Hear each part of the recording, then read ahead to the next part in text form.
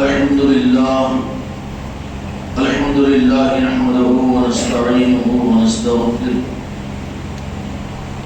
ونؤمن به ونتوكل عليه ونعوذ بالله من شرور أنفسنا ومن سيئات أعمالنا من يهده الله فلا مضل له ومن يضلل فلا هادي له ونشهد أن لا إله إلا الله وحده لا شريك له ونشهد أن سيدنا وسندنا ونبينا ومولانا محمدا بارك وسلم تسليما كثيرا كثيرا أما بعد فأعوذ بالله من الشيطان الرجيم بسم الله الرحمن الرحيم قد جاءكم من الله نور وكتاب مبين وقال الله تبارك وتعالى في القرآن العظيم والفرقان الحميد وما أرسلناك إلا رحمة للعالمين وقال الله تبارك وتعالى في شان حبيبه إن الله وملائكته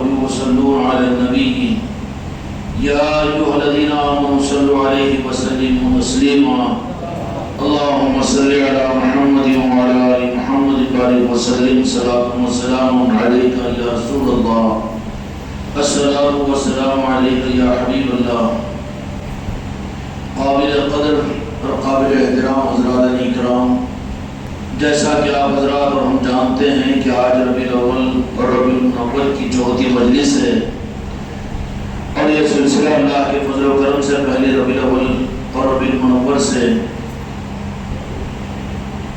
اس خانقاہ کے اندر میں چل رہا ہے۔ یہ سلسلہ کیا چل رہا ہے بلکہ حقیقت میں قرآن مجید کے مطابق میں یہ سلسلہ نہیں ہے، بلکہ حقیقت میں یہ نور کا ایک سلسلہ ہے، اس لیے کہ اللہ تبارک و تعالیٰ نے قرآن مجید کے اندر میرے آقا کے بارے میں یہ بات ارشاد فرمائی قد جاءکم من اللہ نور، کہ ہم نے بھیجا اپنی طرف سے، اللہ کی طرف سے تمہارے پاس نور، اور اس نور سے مراد کل علماء کے مطابق میں اور قرآن پاک کے مطابق میں تو جہاں کے مالک میرے آقا حضرت محمد صلی اللہ علیہ وسلم کی ذات ہے۔ اب رہا مسئلہ یہ کہ نور کی ابتدا کہاں سے ہوئی اور اس کی انتہا کہاں پر ہوگی، اس کے سننے کے لیے تو نہ ہمارا علم کافی ہوگا، نہ ہماری سماعت اور ہماری بصارت اس کے لیے کافی ہوگی، بلکہ شروعات جو ہوئی ہے وہ اصل میں اللہ تبارک و تعالیٰ نے اپنے نور سے اس نور کی شروعات فرمائی ہے۔ نور کی شروعات جس کو دوسری مجلس کے اندر میں یہ بات عرض کی گئی تھی کہ اللہ تبارک و تعالیٰ نے حدیث قدسی کے اندر اس بات کا اعلان فرمایا کہ میں نے چاہا کہ اپنے کو پہچاننا، اپنی پہچان کروانا، تو اپنے حصے نور کے اندر سے ایک حصے نور کو نکال کر اپنے محبوب کے نور کو ظاہر کیا، تو گویا کہ دو جہاں کے مالک میرے آقا کی شروعات رب کے نور کے ساتھ میں وہ نور ہے کہ جس نور کو اللہ تبارک و تعالیٰ نے اپنے نور کے ذریعے سے نور کا ایک حصہ نکال کر میرے آقا کی اللہ تبارک و تعالیٰ نے تخلیق فرمائی۔ یہ گویا کہ میرے آقا کی سب سے پہلی تخلیق ہے، اور پہلی تخلیق دو جہاں کے مالک میرے آقا محمد رسول اللہ صلی اللہ علیہ وسلم کی نور خدا بندی ہے۔ اب وہاں سے اس حصے نور خدا بندی کو اللہ تبارک و تعالیٰ نے نکال کر اب ساری خلقت کی تخلیق کے لیے اب میرے آقا کے نور کے ذریعے سے ساری کائنات کو اللہ تبارک و تعالیٰ نے تخلیق فرمایا، اور ساری کائنات کی تخلیق بھی حقیقت کے اعتبار سے نورانی ہے، ظلمانی نہیں ہے۔ اور جب دو جہاں کے مالک میرے آقا کے نور سے کائنات کو اللہ تبارک و تعالیٰ نے تخلیق فرمایا، تو گویا کہ اس کی تخلیق کی وجوہ جو بنی وہ میرے آقا کی ذات بنی۔ اللہ تبارک و تعالیٰ نے اسی بات کو قرآن مجید کے اندر میں بندوں کو سمجھنے کے لیے اس روح پر فرما دیا کہ لولا لما خلقت فقط افلاک کہ مجھے اگر میرے محبوب کو اس دنیا میں ظاہر کرنا اور پیدا کرنا نہ ہوتا تو میں کائنات کی کسی چیز کو پیدا نہیں کرتا. اور جب اللہ تبارک و تعالیٰ نے کائنات کو پیدا کرنے کا ارادہ کیا تو پھر اس کی نور کی تخلیق اصل میں ساری کائنات کی تخلیق کا خبیرہ اور ساری کائنات کے خبیر اصلی جو ہے وہ اللہ تبارک و تعالیٰ کا نور ہے. اور وہ نور راس اللہ تبارک و تعالیٰ کے نور سے تخلیق کائنات نہیں ہو سکتی. اس لیے وجوہ کائنات تخلیق میرے مصطفیٰ کی ذات اللہ تبارک و تعالیٰ نے بنا دیا. تو یہاں پر یہ روح بتایا کہ اللہ تبارک و تعالیٰ اگر کائنات کو اپنے نور سے پیدا کرتا تو وہاں پر اللہ تبارک و تعالیٰ کی غرض یہ سمجھ میں آتی کہ اپنی ذات کی پہچان کروانا چاہ رہا ہے. لیکن رب العالمین نے یہ نہیں فرمایا بلکہ اللہ تبارک و تعالیٰ نے حکمت کے ساتھ میں یہی نظام چلایا کہ وہاں پر اللہ نے اپنے نور سے تو اپنے مصطفیٰ کو وجود بخشا اور نور کی تخلیق فرمائی. تو یہاں پر خدا پاک یہ روح کو بتانا چاہ رہے کہ تخلیق کائنات کا مقصد اللہ تبارک و تعالیٰ کو اپنا ظاہر کرنا نہیں ہے. اگر اپنے کو ظاہر کرنا ہوتا تو راز کائنات کی تخلیق اپنے نور سے فرماتا. لیکن رب العالمین نے وہاں پر اپنی ذات کے نور سے کائنات کی تخلیق نہیں فرمایا بلکہ وہاں پر میرے آقا کے نور سے پھر ساری کائنات کی تخلیق فرمائی. تو یہاں پر یہ روح بتا دیا کہ مجھے مقصود میری پہچان کروانا نہیں ہے. اس لیے کہ اللہ تبارک و تعالیٰ کی پہچان اور اللہ تبارک و تعالیٰ کے نور کی برداشت کائنات میں نہیں ہو سکتی. تو اللہ تبارک و تعالیٰ نے کائنات کے قابل بننے کے لیے نور کو جس رحمت والے پیمانے میں ڈھالا وہ میرے آقا دو جہاں کے مالک محمد رسول اللہ صلی اللہ علیہ وسلم کا وہ پیمانہ ہے کہ جس کو اللہ تبارک و تعالیٰ نے اپنے نور کو بھی رحمت میں ڈھالنے کے لیے استعمال کیا. ورنہ خدا کا نور اور خدا کی ذات کے نور کا عالم یہ ہے کہ اس کی تبلیغ اگر سمجھنا ہو تو تفسیر کی روایتوں کے مطابق میں حضرت موسیٰ علیہ السلام نے اللہ تبارک و تعالیٰ سے ہم کلامی کا شرف اللہ تبارک و تعالیٰ نے عطا فرمایا. تو موسیٰ علیہ السلام کے ذہن میں یہ بات پیدا ہو گئی جیسے بندوں کے اندر بھی یہ کمزوری آ جاتی ہے کہ بندے یہ سمجھتے ہیں کہ ہم عبادت کرتے ہیں تو ہمارا معاملہ راست اللہ سے ہو گیا اور پھر یہ گمراہیت اور بدعقیدگی کی درمیان میں آ جاتی ہے کہ اپنے عبادتوں کی وجہ سے ہم اللہ کو راضی کر لیں گے. اور آدمی کے اندر میں یہ رخ اس کا جہالت کی طرف اور بدعقیدگی کی طرف میں لگ جاتا ہے کہ آدمی وہاں پر یہ سمجھنا شروع کر دیتا ہے کہ پھر آدمی یہ سمجھتا ہے کہ میں اللہ کے قابل بن گیا ہوں. اللہ تبارک و تعالیٰ نے اس روح کو کاٹنے کے لیے شروع ہی سے اللہ نے یہ روح نہیں رکھا. اگر یہ روح ہوتا تو رب العالمین تو اس بات پر بھی قادر تھا کہ راز اپنے نور سے راز کائنات کی تخلیق فرما سکتا تھا. سمجھ میں آ رہی بات؟ لیکن خدا کو یہ حکمت بتانی تھی کہ کائنات اور زمین و آسمان جو کچھ میں خالق اور میں رب، اب یہ بنائی ہوئی مخلوق کے اندر اس بات کا تحمل نہیں کہ راز کو میرے نور کو دیکھ سکے یا میرے نور کو سمجھ سکے یا راز مجھے پہچان سکے یا راز میرے سامنے مجھے راضی کر سکے. اس کے لیے اللہ تبارک و تعالیٰ نے سبب رحمت، باب رحمت، نزول رحمت اور رحمت للعالمین صلی اللہ علیہ وسلم کی ذات کو بنا دیا اور فرما دیا کہ وما ارسلناک الا رحمت للعالمین، کہ ہم نے رزاق کو ہے، خالق کو ہے، مالک کو ہے، عبادت کے قابل کو ہے، ننیانو نام اللہ تبارک و تعالیٰ نے اپنی ذات کے گروا دیے، اپنے صفات کے.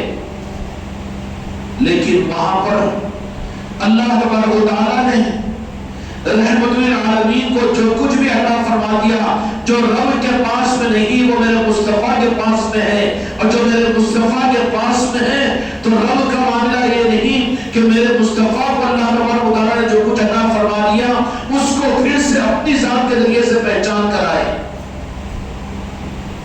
بندوں کی رب کو پہچان کا چشمہ میرے مصطفیٰ کے نارے پاک ہے. 4 چاہے وہ انبیاء کیوں نہ ہو، رسول کیوں نہ ہو، اور چاہے کتنے ہی مقرب اولیاء کیوں نہ ہو، لیکن دو جہاں کے مالک کے بغیر میرے رب کی رضا کو اور میرے رب کی حقیقت کو اور وحدانیت کو اور توحید کو اور رب کے جلوے کو نہیں پہنچ سکتے، کیونکہ خدا کا قانون ہی یہ نہیں ہے۔ اگر اس کی کچھ گنجائش ہوتی تو ہونا تو یہ چاہیے تھا کہ رب العالمین راست اپنے نور سے کائنات کو پیدا کر دیتا، لیکن یہاں پر اللہ تبارک و تعالیٰ یہ بتانا چاہ رہا ہے کہ میں جس مخلوق کو بناؤں وہ مخلوق کے لیے یہ تو مسئلہ بن جائے گا، مخلوق پھر میرا حق ادا نہیں کر سکے گی اور میری حقیقت تک پہنچ نہیں سکے گی۔ اب اس روح کو سمجھنے کے لیے خدا پاک نے حضرت موسیٰ علیہ السلام کو میدان میں لایا اور شرف قبولیت اس درجے میں عطا فرمائی کہ موسیٰ علیہ السلام کون ہے؟ موسیٰ کلیم اللہ علیہ السلام ہے۔ اللہ راست ان سے ہم کلام ہوتا تھا، کلام کرتے تھے، اللہ تبارک و تعالیٰ جو کہتے وہ سنتے اور موسیٰ علیہ السلام اس کا جواب دیتے۔ کلیم اللہ بنایا اللہ تبارک و تعالیٰ نے موسیٰ علیہ السلام کو۔ اس روح کے اعتبار سے موسیٰ علیہ السلام کے اندر میں اچھا جذبہ پیدا ہوا کہ یا اللہ جب تو کلام کر سکتا ہے مجھے اور اس مقام عظمت اور کوہ طور کے اوپر تو مجھے بلا لیتا ہے، تو پھر جب تو کلام کر سکتا ہے تو کیا میں تجھے دیکھ نہیں سکتا؟ آدمی کے اندر میں ہرس ہے کہ آدمی چاہتا ہے کہ ایک قدم آگے بڑھ جائے تو پھر دوسرا قدم بھی آگے بڑھے۔ یہ انسان کی، بنی آدم کی فطرت میں اور علت میں خدا نے رکھا ہے، اور یہی چیز قابل قدر ہے۔ اگر آدمی کے اندر میں خواہش نہ ہو، اگر خواہش مردہ ہو جائے تو بھی یہ کائنات سے بھی فیضیاب اور مستفید نہیں ہو سکتا۔ بھوک آپ میں ختم ہو جائے، بہترین کھانا سامنے رکھا ہوا ہے تو کھانا دوسروں کے لیے تو ان کی نظر کے لینے کا ذریعہ بنے گا، لیکن جس کو بھوک نہ ہو اس کے لیے کوئی فائدے کا ذریعہ نہیں بنے گا۔ ایسے ہی خدا پاک نے بندوں کے اندر میں حرص کو رکھا ہے کہ ایک قدم آتا ہے تو پھر دوسرے قدم کی فکر کرتا ہے۔ اس طریقے سے موسیٰ علیہ السلام کو اللہ تبارک و تعالیٰ نے جب شرف کلام کرنے کی سعادت عطا فرما دی تو پھر کلیم اللہ علیہ السلام نے کہا کہ جب میں بات کرنے کے قابل ہوں تو کیا اللہ تبارک و تعالیٰ میں تجھے دیکھ نہیں سکتا؟ اللہ تبارک و تعالیٰ نے کہا کہ نہیں دیکھ نہیں سکتے موسیٰ، کہا کہ نہیں، اگر آپ چاہیں گے تو لیکن میرا قانون نہیں ہے، میرا قانون نہیں ہے۔ حضرت موسیٰ علیہ السلام کو کہا کہ تم دیکھ نہیں سکتے، میرا قانون یہ نہیں ہے کہ مجھے رات سے تم دیکھو۔ تو حضرت موسیٰ علیہ السلام نے کہا کہ نہیں اللہ میں تجھے دیکھنا چاہتا ہوں۔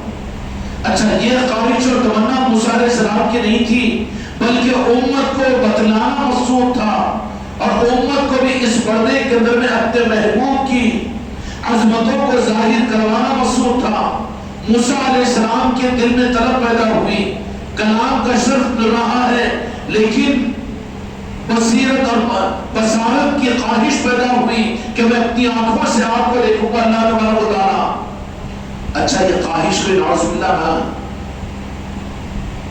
کوئی غلط خواہش تو نہیں تھی، اللہ کو دیکھنا بہت اچھی خواہش تھی، اللہ کو پانا بہت اچھی خواہش ہے، اللہ کو راضی کرنا بہت اچھی خواہش ہے، غلط خواہش تو نہیں ہے نا، بہت اچھی خواہش ہے، احسن ہے، لیکن نیت صحیح ہو، طریقہ غلط ہو تو وہ مردود ہو جائے گا۔ نیت صحیح ہونے کے ساتھ میں اس کے لیے پابند ہے کہ طریقہ بھی صحیح ہو، اور کسی روح کے اعتبار سے بھی چاہے وہ عقیدے کا معاملہ کیوں نہ ہو، نیت اللہ کو راضی کرنے کی ہو اور اللہ کو پانے کی ہو اور اللہ تبارک و تعالیٰ کو راضی کرنے کی ہو، لیکن خدا نے جو طریقہ بتایا اس طریقے کو اگر چھوڑ دے تو اس کو اپنی سچی نیت کی وجہ سے کامیابی نہیں ملے گی۔ موسیٰ علیہ السلام نے اللہ تبارک و تعالیٰ سے کہا کہ یا اللہ میں دیکھنا چاہتا ہوں، تو قادر مطلق ہے، تو دکھ، جب مجھ سے بات کر سکتا ہے تو تم نے دکھ بھی تو سکتا ہے نا، بات جب کر سکتا ہے تو دکھ بھی تو سکتا ہے۔ زبان میں اور آنکھ میں زیادہ دور کا فاصلہ نہیں ہوتا، جب یہ راستے سے تو مجھ سے بات کر رہا ہے تو پھر اس کے 3-4 انچ کے اوپر جو میری آنکھیں ہیں اس سے تو دکھ بھی سکتا ہے. اچھا خدا اگر چاہے تو نہ دکھے یہ بات نہیں، لیکن قانون بتایا کہ اے موسیٰ کہ تم مجھ کو نہیں دیکھ سکتے. اللہ تبارک و تعالیٰ سے موسیٰ علیہ السلام نے عاجزی کی اور یہ فرمایا کہ اے اللہ میں تجھ کو دیکھنا چاہتا ہوں اور میں تیرا جلوہ در کرنا چاہتا ہوں اور مجھے تجھے اپنی آنکھوں سے دیکھنا چاہتا ہوں. موسیٰ علیہ السلام کو اللہ تعالیٰ نے 3 مرتبہ یہی بات فرمائی کہ میں کلام کرتا ہوں، اب دیکھنے کی خواہش موسیٰ تمہاری پوری نہیں کر سکتا اور یہ خواہش تمہاری پوری نہیں ہوگی. لیکن نبی کی خواہش اللہ تبارک و تعالیٰ رد نہیں کرتا. موسیٰ علیہ السلام کی یہ خواہش وہ بھی اللہ کی پیدا کی ہوئی تھی، اللہ کی پیدا کی ہوئی تھی. اور اللہ کے لیے جو خواہش پیدا ہوتی ہے اللہ تبارک و تعالیٰ اگر پیدا کرتا ہو، جن لوگوں کے اندر اللہ کو راضی کرنے کی خواہش اللہ نے پیدا کی ہے، یقیناً ہمارے اندر بھی ہے کہ اللہ ہم سے راضی ہو جائے. کون اس مجمع کے اندر میں ایسا ہے جو اللہ کو راضی کرنا نہیں چاہتا؟ اللہ ہی نے ہمارے تمہارے دلوں کے اندر میں خواہش نیک پیدا کی، لیکن وہ خواہش کو اللہ تبارک و تعالیٰ نے اس کا ایک طریقہ بتا دیا. قانون کے تحت میں خدا خواہش کو پوری کرے گا. صرف خواہش کا ہو جانا کافی نہیں بلکہ اللہ کے بنائے ہوئے اس راستے پر اختیار کرنا ضروری ہے. اب موسیٰ علیہ السلام کی اچھی خواہش اور اللہ تبارک و تعالیٰ کے دیدار کی اور اللہ تبارک و تعالیٰ کی دید کے کرنے کی خواہش نیک خواہش تھی اور نبی کی خواہش تھی. اللہ نے فرمایا کہ اے موسیٰ کہ یہ تمہارے لیے ممکن نہیں ہے. یہاں پر یہ نہیں فرمایا کہ میں نہیں کرا سکتا ہوں، وہ خدا تو قادر مطلق ہے. کہا کہ طریقہ نہیں ہے، طریقے کے مطابق میں ہوگا. کیوں کہ قیامت کے میدان میں قرآن مجید اللہ تبارک و تعالیٰ نے فرمایا کہ اللہ تبارک و تعالیٰ کی زیارت ہر بندہ ایسا کرے گا جیسا تم اپنے سر کے اوپر کسی چیز کو دیکھتے ہو. راس اپنے سر کی آنکھوں سے قیامت کے میدان میں ہر مسلمان کو اللہ تبارک و تعالیٰ اپنا دیدار کروائے گا. تو کیا جو خدا اس وقت میں بندوں کو کروا سکتا ہے موسیٰ علیہ السلام کو نہیں کروا سکتا تھا؟ لیکن خدا یہ کہہ رہا کہ میرے قانون کے تحت میں چلو، قانون میں چل کر اپنی صداقت کا ثبوت دو تو پھر میری بارگاہ میں تم مقبول بنو گے.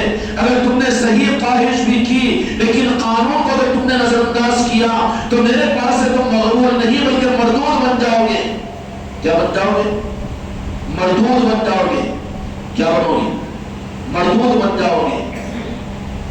موسیٰ علیہ السلام کی خواہش تھی، نبی کی خواہش، رسول کی خواہش. خدا نے کہا کہ ٹھیک ہے آپ کی خواہش کو قبول کرتے ہیں لیکن قانون یہ نہیں ہے ہمارا. تو پھر موسیٰ علیہ السلام چونکہ لاڈلے نبی تھے کہا کہ یا اللہ تبارک تعالیٰ پھر دیکھنا چاہتا ہوں. تو اللہ نے فرمایا کہ چلو ہمارے پیغمبر کی چاہت ہی ہے اگر تو اے موسیٰ تم مجھ کو دیکھ نہیں سکتے اپنے سر کی آنکھوں سے. کہا کہ اللہ میں دیکھنا چاہتا ہوں، نہیں دیکھ سکتے. نہیں سر اس کے لیے پریکٹیکلی تجربہ تھوڑا کر لو کہ مجھے کہاں تم دیکھ سکو گے، بلکہ میں اپنے نور اور اپنی حق کی تجلیات کے اندر میں سے ایک تجلی اس پہاڑ کے اوپر ڈالتا ہوں. اگر تم اس کو دیکھ سکے تو سمجھ لینا کہ ہاں تم بھی مجھے دیکھ سکتے ہو. اللہ تبارک و تعالیٰ نے فارمولا سمجھا دیا. کیا سمجھا دیا؟ فارمولا سمجھا دیا. خدا کا قانون یہ نہیں ہے. جو قانون خدا کا نبیوں کے لیے نہیں ہے امتیوں کے لیے وہ کیسے ہو سکتا ہے؟ پھر خدا کا قانون کیا ہے؟ خدا کا قانون اپنے دکھنے کا اور اپنے راضی ہونے کا اور اپنے دیدار کا کیا قانون ہے؟ اللہ کرے کہ حقیقت ہم کو آپ کو سمجھ میں آ جائے.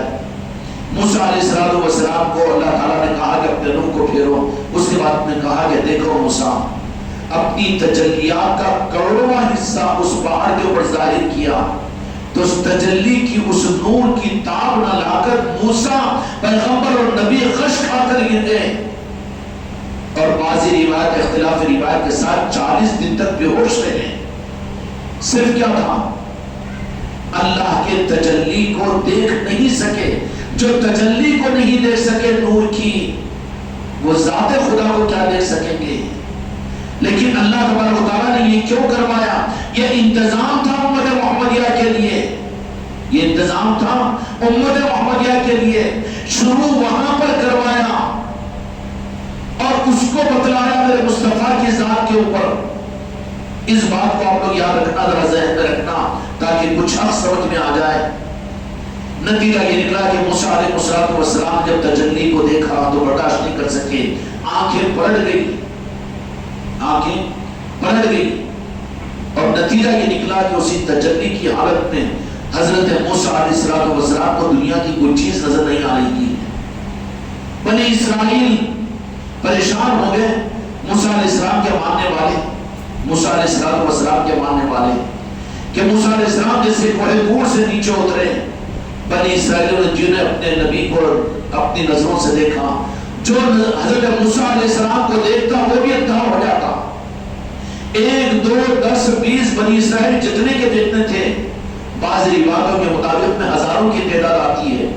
کوہ طور سے آنکھ والے جا کر صرف موسیٰ علیہ السلام کے ان نظروں کو، چہرے کو دیکھنے کی وجہ سے، اللہ کی اس تجلی اور نور کے اثر کی وجہ سے، اس کے اثر کا یہ عالم کہ چونکہ وہ پیغمبر تھے حضرت موسیٰ علیہ السلام، ان کے اندر میں وہ تجلی کا نور جب منتقل ہوا تو عام امتی اس کو کہاں دیکھ سکیں گے؟ جو بھی دیکھتا اس کی آنکھیں چلی جاتی، جو بھی دیکھتا اس کی آنکھیں چلی جاتی. اب اسی حالت کے اندر موسیٰ علیہ السلام نکل کر اپنے گھر کو تشریف لائے. بیگم صاحبہ بھی ہے. یہاں پر حق کے نظاموں کے اندر میں صاحبہ، شہزادے، صاحبزادے یہ کوئی بنیاد نہیں ہوتی. یا تو اللہ اور اللہ کا معاملہ اور اللہ والوں کا معاملہ ہوتا ہے. بوڑھی بھی بیچاری بڑے انتظار کے بعد میں دیکھی کہ میاں آ رہے ہیں. موسیٰ علیہ السلام جیسے ہی دروازہ کھولا، دیوار کھولا، موسیٰ علیہ السلام کو دیکھی تو وہ بھی اندھی ہو گئی. اب موسیٰ علیہ السلام پریشان ہو گئے کہ یا اللہ مجھے جو دیکھ رہے ہیں وہ تو اپنی آنکھوں کی بینائی کو کھو رہے ہیں، پھر میں تیری قوم کو تیری طرف میں کیسے بلاؤں، تیری معرفت کیسے کرواؤں اور تیری پہچان کیسے کرواؤں، تیرا دین کیسے بتاؤں؟ یا اللہ اس کے لیے کو میرے لیے انتظام فرما دے.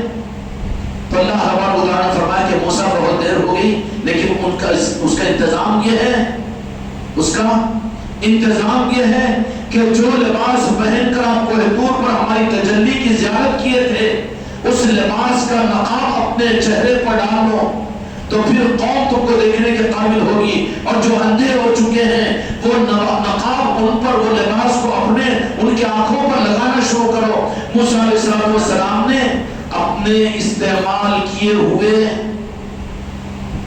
اس کملی کو نکالا، سب سے پہلے بیگم کی آنکھوں پر لگایا، وہ آنکھیں آ گئی اور نور آ گیا. پھر ایک ایک امتی جو اندھے ہو چکے تھے، کیوں؟ اس لیے قرآن مجید میں اللہ تبارک و تعالیٰ نے تابوت سکینہ کے اندر میں انبیاء کے استعمال کیے ہوئے تبرکات کا بھی تذکرہ کیا ہے کہ اس میں انبیاء کا، ان کے نارین، ان کا عصا، ان کا استعمال کیے ہوئی چیزیں، ان کا جھبا، ان کے کپڑے اور یہ امانتیں بزرگوں کے ذریعے سے اس کی قدر کے نظام دنیا میں اعلان یہ سمجھ میں آئیں گے کہ ان استعمال کی ہوئی بزرگوں کے ان تبرکات کی عظمت اور اہمیتیں کن لوگوں کے پاس میں رہتی ہے، کن لوگوں کے پاس میں رہتی ہے. عام لوگ تو کہیں گے کہ یہ کیا ہے، یہ کوہ مبارک کی زیارت کیا ضرورت ہے. نہیں، یہ جھبے مبارک اور یہ میرے آقا کا عصا مبارک اور آپ کا نارین پاک اور یہ پاک چیزوں کی اہمیت پہچاننا مشکل نہیں ہوگا. ان چیزوں کی عظمتیں کن کے پاس میں ہوتی ہے، دیکھ کر کون آنکھوں سے لگاتا ہے اور کن کے قلب ٹھنڈک محسوس کرتے ہیں اور کن کے اندر میں یہ محبتوں کا سمندر امڑتا ہے. اہل نور جو ہوتے ہیں وہ نور سے ملتا ہے تو وجدان پیدا ہوتا ہے اور ٹھاٹے مارتا ہوا سمندر پیدا ہو جاتا ہے. موسیٰ علیہ السلام نے اپنے جھبے مبارک کو نکال کر پورے ہاتھوں کے آنکھوں پر جیسے لگایا، جن کو بھی لگاتے روشنی آ جاتی، روشنی آ جاتی.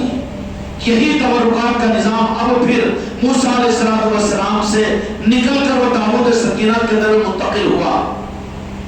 اور وہ تبرکات ہیں جو تابوت سکینہ کے اندر رکھے ہوئے تھے. تو بزرگوں کے تبرکات بھی جو ہوتے ہیں، انبیاء کے مستعملہ چیزیں، یا اسی طریقے سے مریدین کے لیے اپنے پیر کے مستعملہ، یا پھر بزرگوں کے اوپر سے آئے ہوئے تبرکات، وہ تبرکات کاغذی سندیں نہیں دیتے، بلکہ وہ تو کسی چیز کو اگر اپنا حق سمجھ لیتے ہیں تو وہی مرید کے پاس میں تبرک بن جاتا ہے۔ اچھا، تبرکات جو ہوتے ہیں وہ دیے جاتے ہیں، مانگ کر نہیں دیے جاتے، وہ تو عطا کیے جاتے ہیں۔ عطا کیا جانا خریدنا نہیں بلکہ دیا جانا، جس کو دیا جائے وہی اس کے لیے تبرک ہو جاتا ہے۔ حضرت موسیٰ علیہ السلام نے اللہ تبارک و تعالیٰ سے کہا تھا کہ میں تجھے راز سے دیکھنا چاہتا ہوں۔ نبی کی تمنا تھی، بہت اچھی تمنا تھی، اچھی چاہت تھی، جیسے ہماری نیت و ارادے بھی اور امت کے ارادے اور نیت بھی کہ اللہ تعالیٰ ہم سے راضی ہو جائے، اللہ تبارک و تعالیٰ کا ہم کو دیدار ہو جائے اور اللہ تبارک و تعالیٰ سے ہماری ملاقات ہو جائے۔ کیا نہیں چاہیں گے اگر ممکن ہو، لیکن خدا کا قانون نہیں ہے۔ موسیٰ علیہ السلام کے ذریعے سے سمجھا دیا اللہ تبارک و تعالیٰ نے۔ دعا موسیٰ علیہ السلام کی اتنی چاہت تھی کہ میں اللہ تجھے راز دیکھنا چاہتا ہوں، تو کہا کہ تم مجھے دیکھ نہیں سکتے، تو تھوڑا سا موسیٰ علیہ السلام نے کہا کہ میں دیکھنا چاہتا ہوں، تو خدا نے یہ بات بتا دی۔ یہاں پر یہ بات کو اللہ تبارک و تعالیٰ نے موسیٰ علیہ السلام کے روک دیا۔ اب خدا کا قانون کیا ہے؟ وَمَا أَرْسَلْنَاكَ إِلَّا رَحْمَةً لِلْعَالَمِينَ۔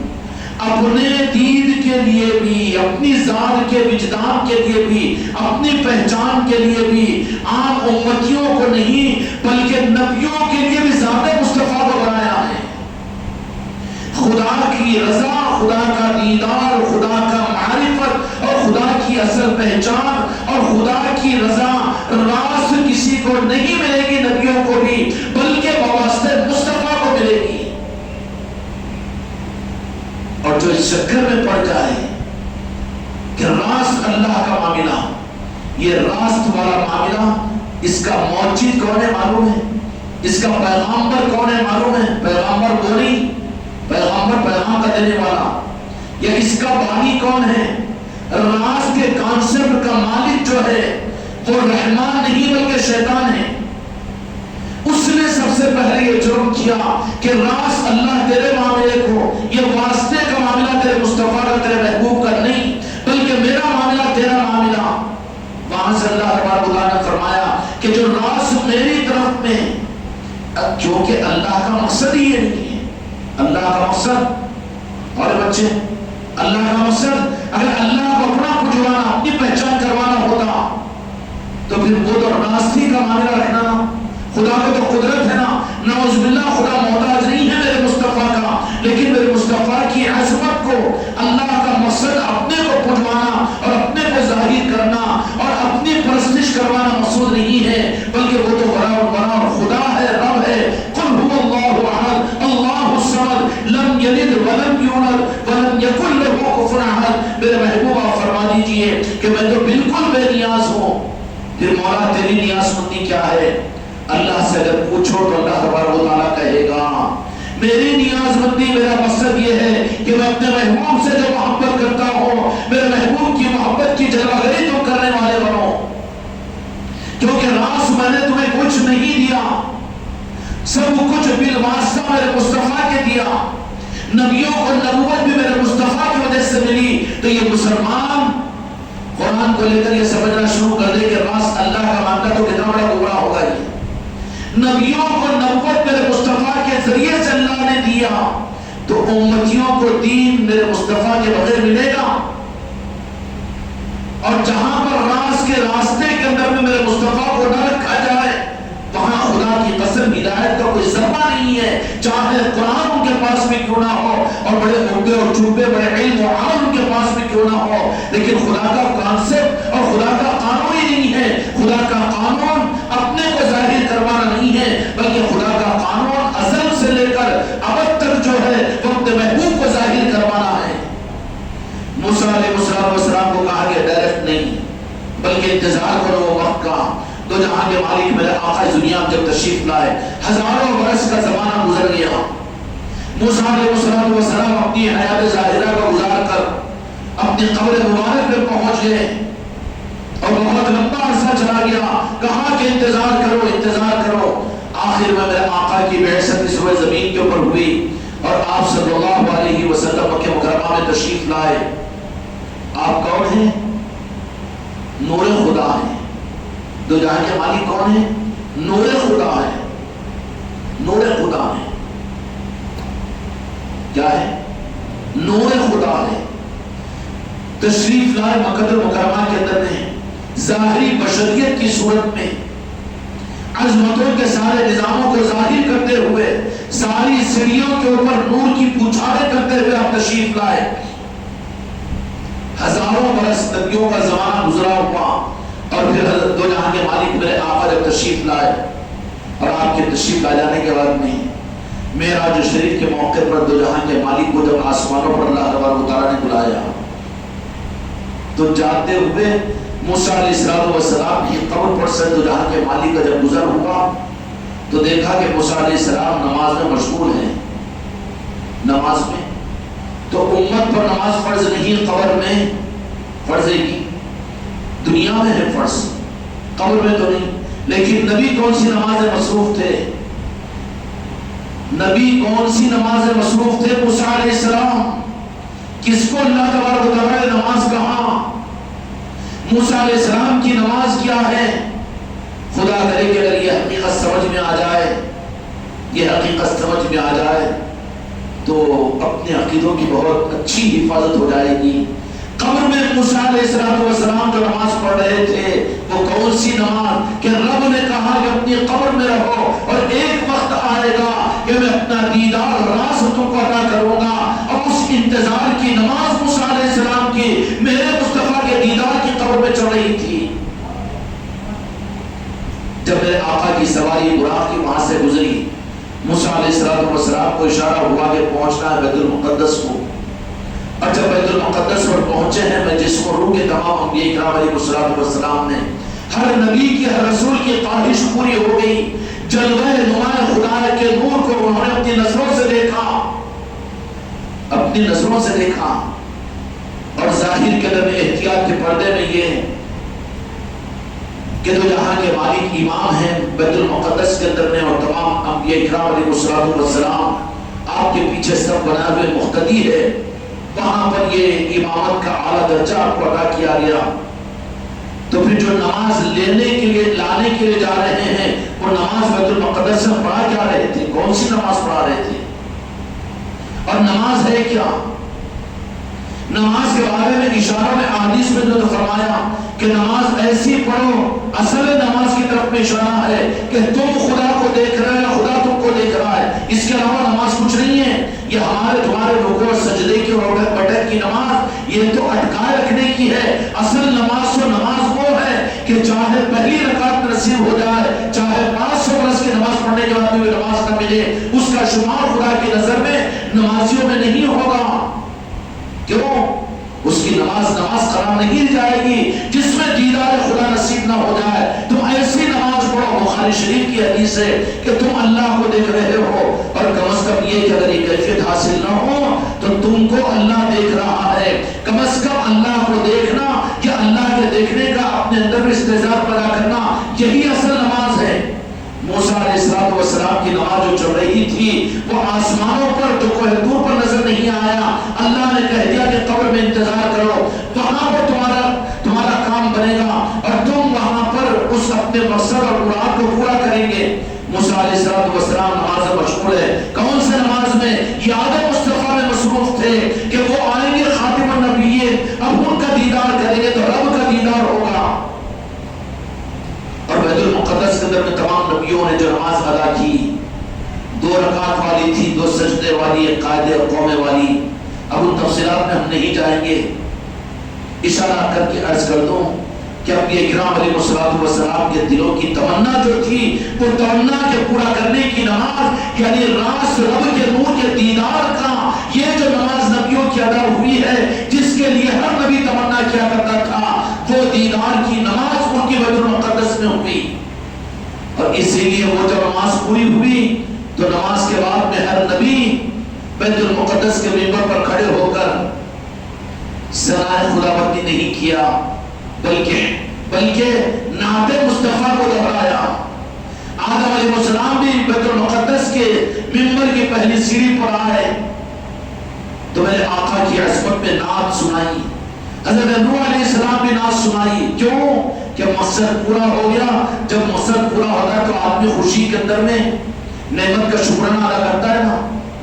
وہاں پر اللہ کے حمد و ثنا کو بیان نہیں کیا بلکہ میرے مصطفیٰ کی نعت بیان کی اور میرے آقا کی عظمت کو بیان کیا بیت المقدس پر.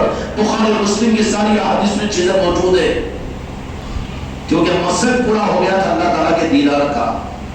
اب یہ مقصد پورا ہونے کے بعد میں وہ خواہش موسیٰ علیہ السلام کی اور باقی تھی کہ راز اللہ تبارک و تعالیٰ کا دیدار کریں. اس کے لیے حضرت موسیٰ علیہ السلام کو اللہ تبارک و تعالیٰ نے آسمان پر بلا لیا. 5ویں آسمان کے اوپر کہا کہ یہاں پر ٹھہر جاؤ, یہاں پر تمہاری وہ خواہش پوری ہوگی جو تم نے مانگا تھا. چنانچہ نتیجہ یہ نکلا کہ موسیٰ علیہ السلام 5ویں آسمان پر ہے اور میرے آقا پہلے آسمان, دوسرے آسمان, تیسرے آسمان, چوتھے آسمان, 5ویں آسمان پر جب تشریف لے گئے موسیٰ علیہ السلام سے جب ملاقات ہوئی, سلام کیا تو موسیٰ علیہ السلام نے دنیا کے مالک میرے آقا کو دیکھا. جیسے دیکھا تو اور زیادہ خوش ہو کر یہ فرمایا. حضرت موسیٰ علیہ السلام کو ملاقات کر کے جب چلے گئے رب کی بارگاہ میں پہنچے.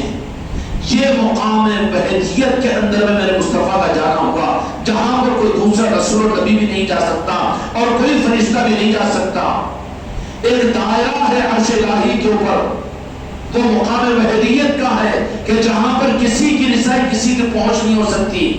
لیکن اللہ تبارک و تعالیٰ نے وہاں پر اپنے محرم کو چونکہ نور سے نور ملا ہے شب معراج کے اندر میں, تو جہاں کے مالک میرے آقا جب وہاں پر اس دائرے کے پاس میں جا کر جہاں پر عام طور پر تمام سلام کے تمام سوائے خالق کے مخلوق خلق اور ساری کی ساری روح جاتی ہے, تو وہاں پر دنیا کے مالک میرے آقا بھی رف کی سواری پر تھے اور وہاں پر تھوڑا سا توقف اختیار فرمایا.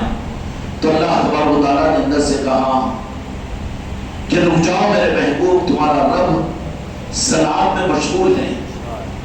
کہنے مشغول ہے, وہ تو صلاۃ اور نماز کا حکم دینے والا, وہ کون سی کن کی نماز پڑھ رہا ہے. نماز سے مراد نماز نہیں ہے بلکہ میرے محبوب تمہاری یاد کی نماز میں تمہارا رب مشغول ہے. رکوا دیا وہاں پر اور کہا کہ نہیں کہ آپ کو تو ہم نے بلایا ہے. سبحان الذی اسری بعبدہ لیلا من المسجد الحرام الی المسجد الاقصی الذی بارکنا حولہ لنریہ من آیاتنا انہ هو السمیع البصیر.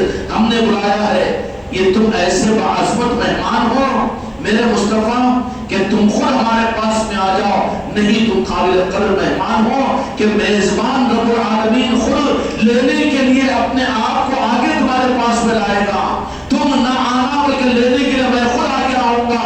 واہ میرے مصطفیٰ کا مقام کیا مقام ہے. جان سکے سمجھ میں آ رہی بات. ابھی نبیوں کا اور عرش کا اور رب کا تذکرہ کر رہا ہوں میرے آقا کے بارے میں, تو پھر میرے آقا کی ذات اور آپ کی عظمت کس درجے کی اندازہ کر سکتے ہیں. اللہ تعالیٰ ہم کو اپنی عقیدوں کے صحیح کرنے کی توفیق عطا فرمائے. نجات کے لیے سوائے میرے مصطفیٰ کی محبت کے خدا کی قسم کوئی قابو نہیں ہے, کوئی عمل نہیں ہے. صرف میرے آقا کی محبت ہی نجات اور شفا کی ضمانت ہے. یہ نہیں ہے ٹوٹ کر خدا کی قسم سب برباد ہے. اللہ تعالیٰ یہ دولت پوری امت کو اپنے کرم سے عطا فرمائے. اللہ تبارک و تعالیٰ نے کہا کہ آؤ میرے محبوب. اللہ تبارک و تعالیٰ نے خود استقبال کیا اور اس دائرے میں جہاں پر کوئی اور نہیں جا سکتا تھا, کیوں کہ نور ایک ہی تھا, وہاں جانے کا حق صرف اسی نور کو تھا.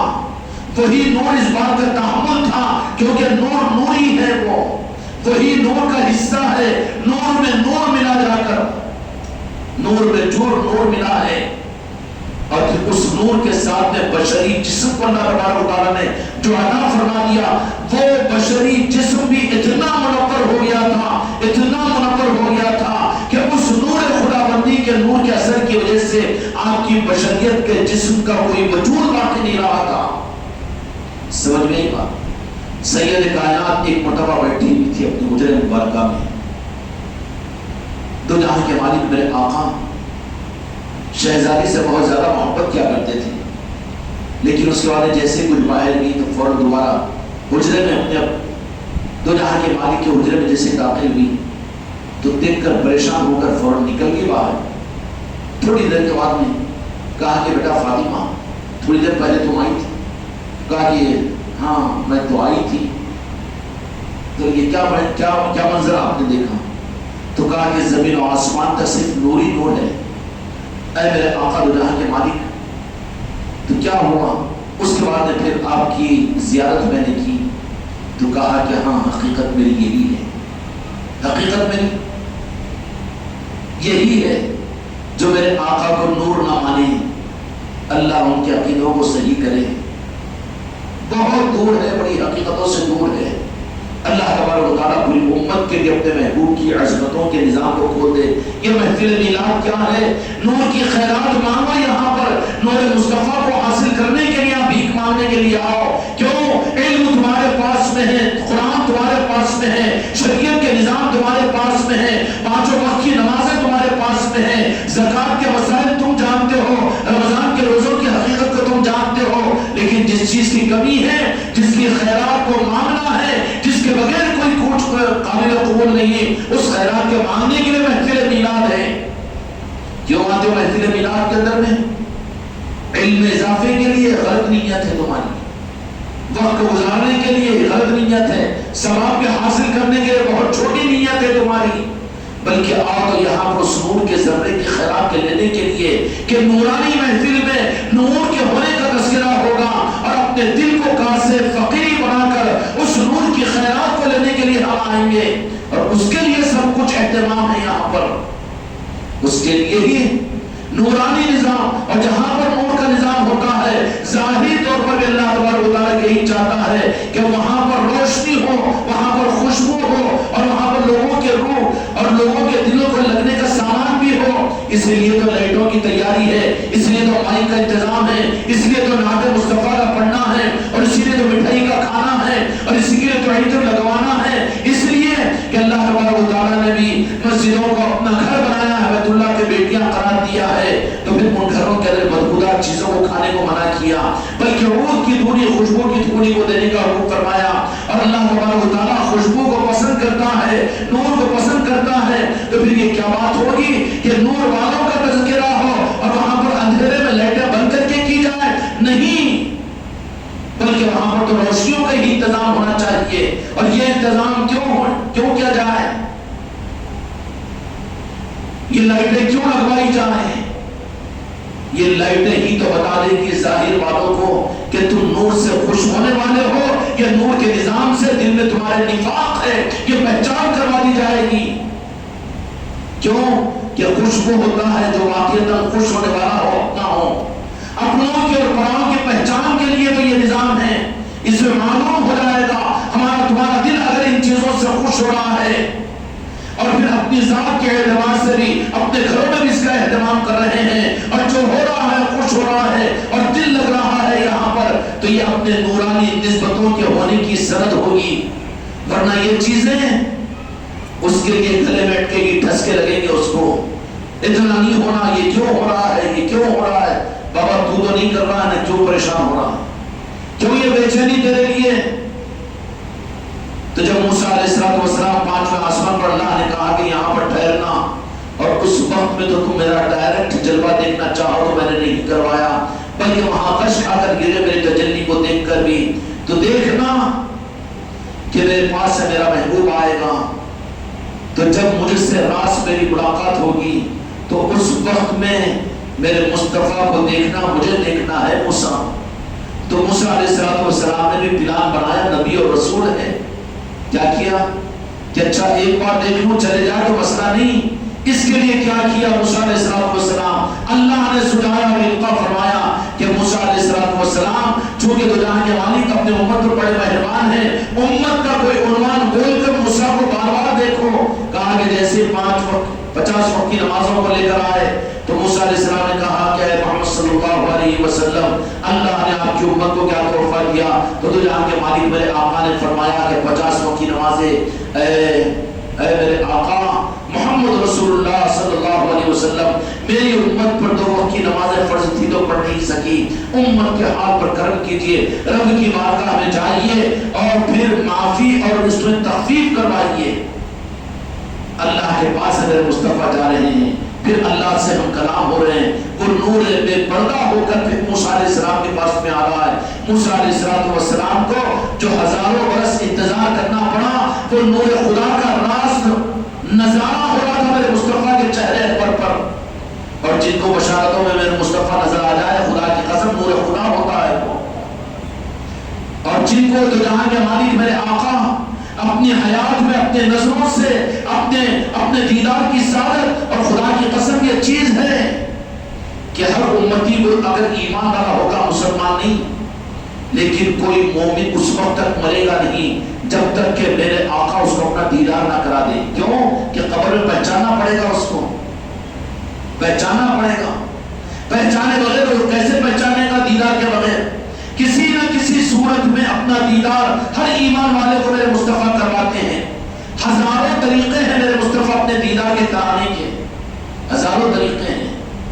اب ان کیسوں کو ہم تصور نہیں کر سکتے، لیکن دل کے اندر میں چاہت بھی تو ہو، دل میں چاہت بھی تو ہو اپنے آقا کے دیدار کی۔ اگر چاہت ہو تو یقیناً میرے مصطفیٰ اپنا دیدار کروائیں گے، اور ایسوں کو کرواتے ہیں کہ جو ظاہری اعتبار سے زیادہ دیندار بھی نہیں ہوتے۔ ہماری نظروں میں ایسے بچے بھی ہیں کہ جو اگرچہ کے مرید بھی نہیں ہوئے، لیکن ان کو بھی میرے آقا دو جہاں کے مالک نے اپنا دیدار کروایا ہے۔ اس مسجد کے اندر بھی آتے ہیں، وہ بعض ہیں وہ لوگ، کیوں کہ دل میرے آقا کے لیے محبت کے لیے ان کا دھڑکتا ہے، اور کسی روح کے اعتبار سے وہ محبت، میرے آقا کی محبت واسطہ در واسطہ کسی نہ کسی طریقے سے ان کو ملی ہوئی ہے۔ کیوں کہ جن کو پنجتن پاک سے محبت ہوگی میرے مصطفیٰ کی محبت ہے، اور جن کو آل علی اور آل علی سے محبت ہوگی وہ بھی میرے مصطفیٰ کا رخ راستہ ہے۔ اس طرح سے جن کے دلوں کے اندر میں ان نور والی نسبتوں کی عظمت اور محبتیں ہوگی، ان مومنوں کو دو جہاں کے مالک اپنی حیات زندگی کے اندر میں ضرور اپنی زیارت کروائیں گے۔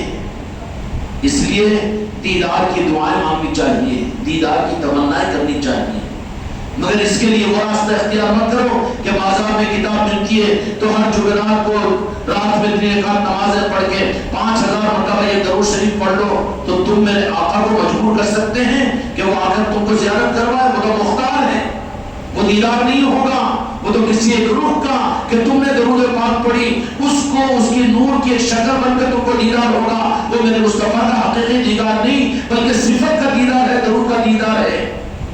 لیکن اصلی دیدار صرف دیدار نہیں، بیداری میں بھی خدا کی قسم اس وقت میں ایسے لوگ موجود ہیں جن کو حالت بیداری کے اندر جہاں کے مالک میرے آقا اپنی ملاقات کا شرف ادا کرتے ہیں۔ سمجھ میں آ رہی بات؟ کیوں کہ میرے آقا کو اللہ نے مالک و مختار بنایا ہے۔ موسیٰ علیہ السلام نے ہیلے سے 45 وقت کی نماز باقی نہیں، کہا کہ نہیں یا رسول اللہ اور جائیے اور کم کرائیے اور کم۔ یہاں پر تو کم کروانے کی ہمدردی امت کی دی جا رہی ہے موسیٰ علیہ السلام کی طرف سے، لیکن موسیٰ علیہ السلام کا مقصد یہ ہے کہ راز اللہ کا دیدار مصطفیٰ کے چہرے پر میں ہو رہا ہے۔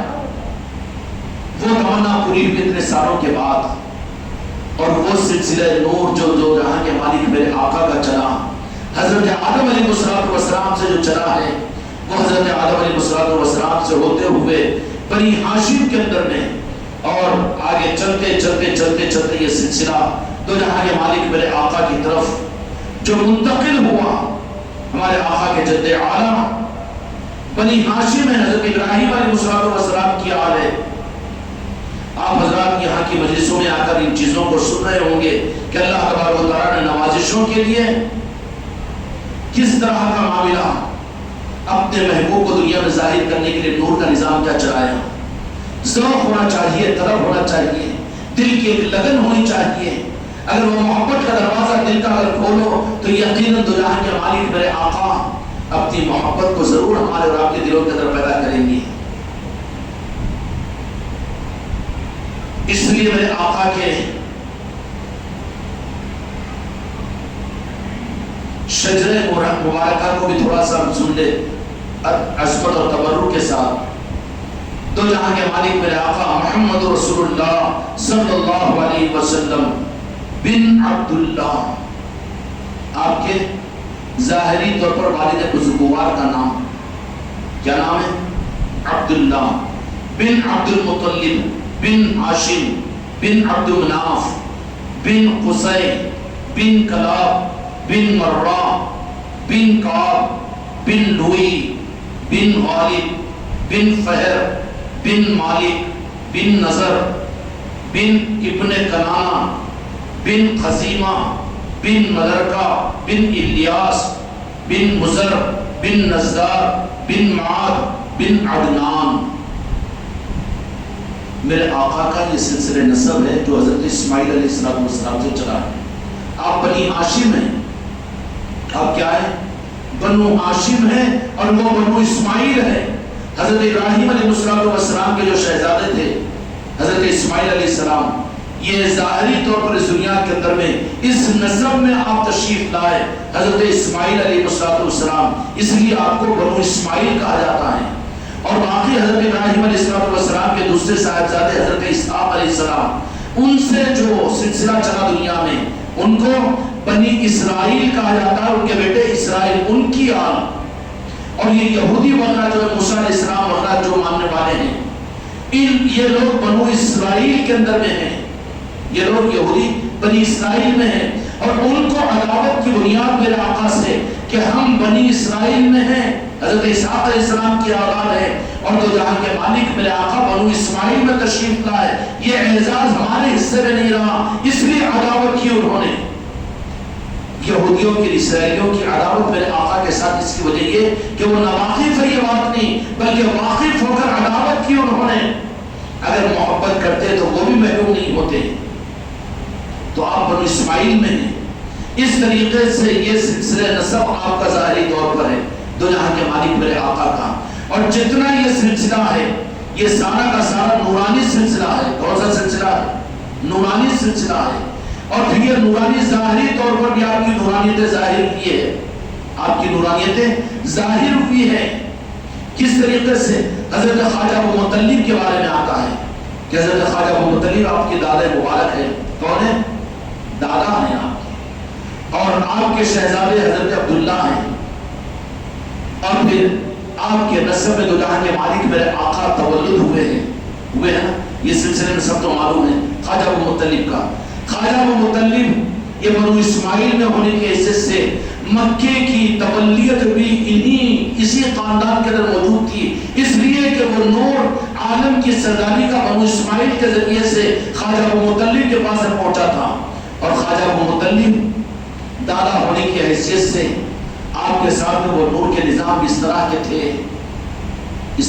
تھے کہ آپ کی جس وقت میں ابراہ کا لشکر آیا اور مکہ مکرمہ کے اندر میں کعبۃ اللہ کو اٹھانے کے ارادے سے آیا، اور آنے کے بعد حضرت خواجہ ابو مطلب کو جب معلوم ہوا کہ یہ بیت اللہ کو اٹھانے کے ارادے کے ساتھ میں آیا ہی ابراہ کا لشکر، تو حضرت خواجہ ابو مطلب وہاں سے فوراً اپنے پہاڑ کے اوپر اپنے چند خلیل والوں کو لے کر چڑھ گئے، اور چڑھ کر کہا کہ یا اللہ تیرے گھر کو اٹھانے کے لیے آیا، تو کر لے اس کا انتظام۔ تفکر ان کے پاس میں تھا، ان کی پہچان تھی، اس لیے میں آقا کے آبا و اجداد کے بارے میں کبھی بدگمان نہیں ہونا۔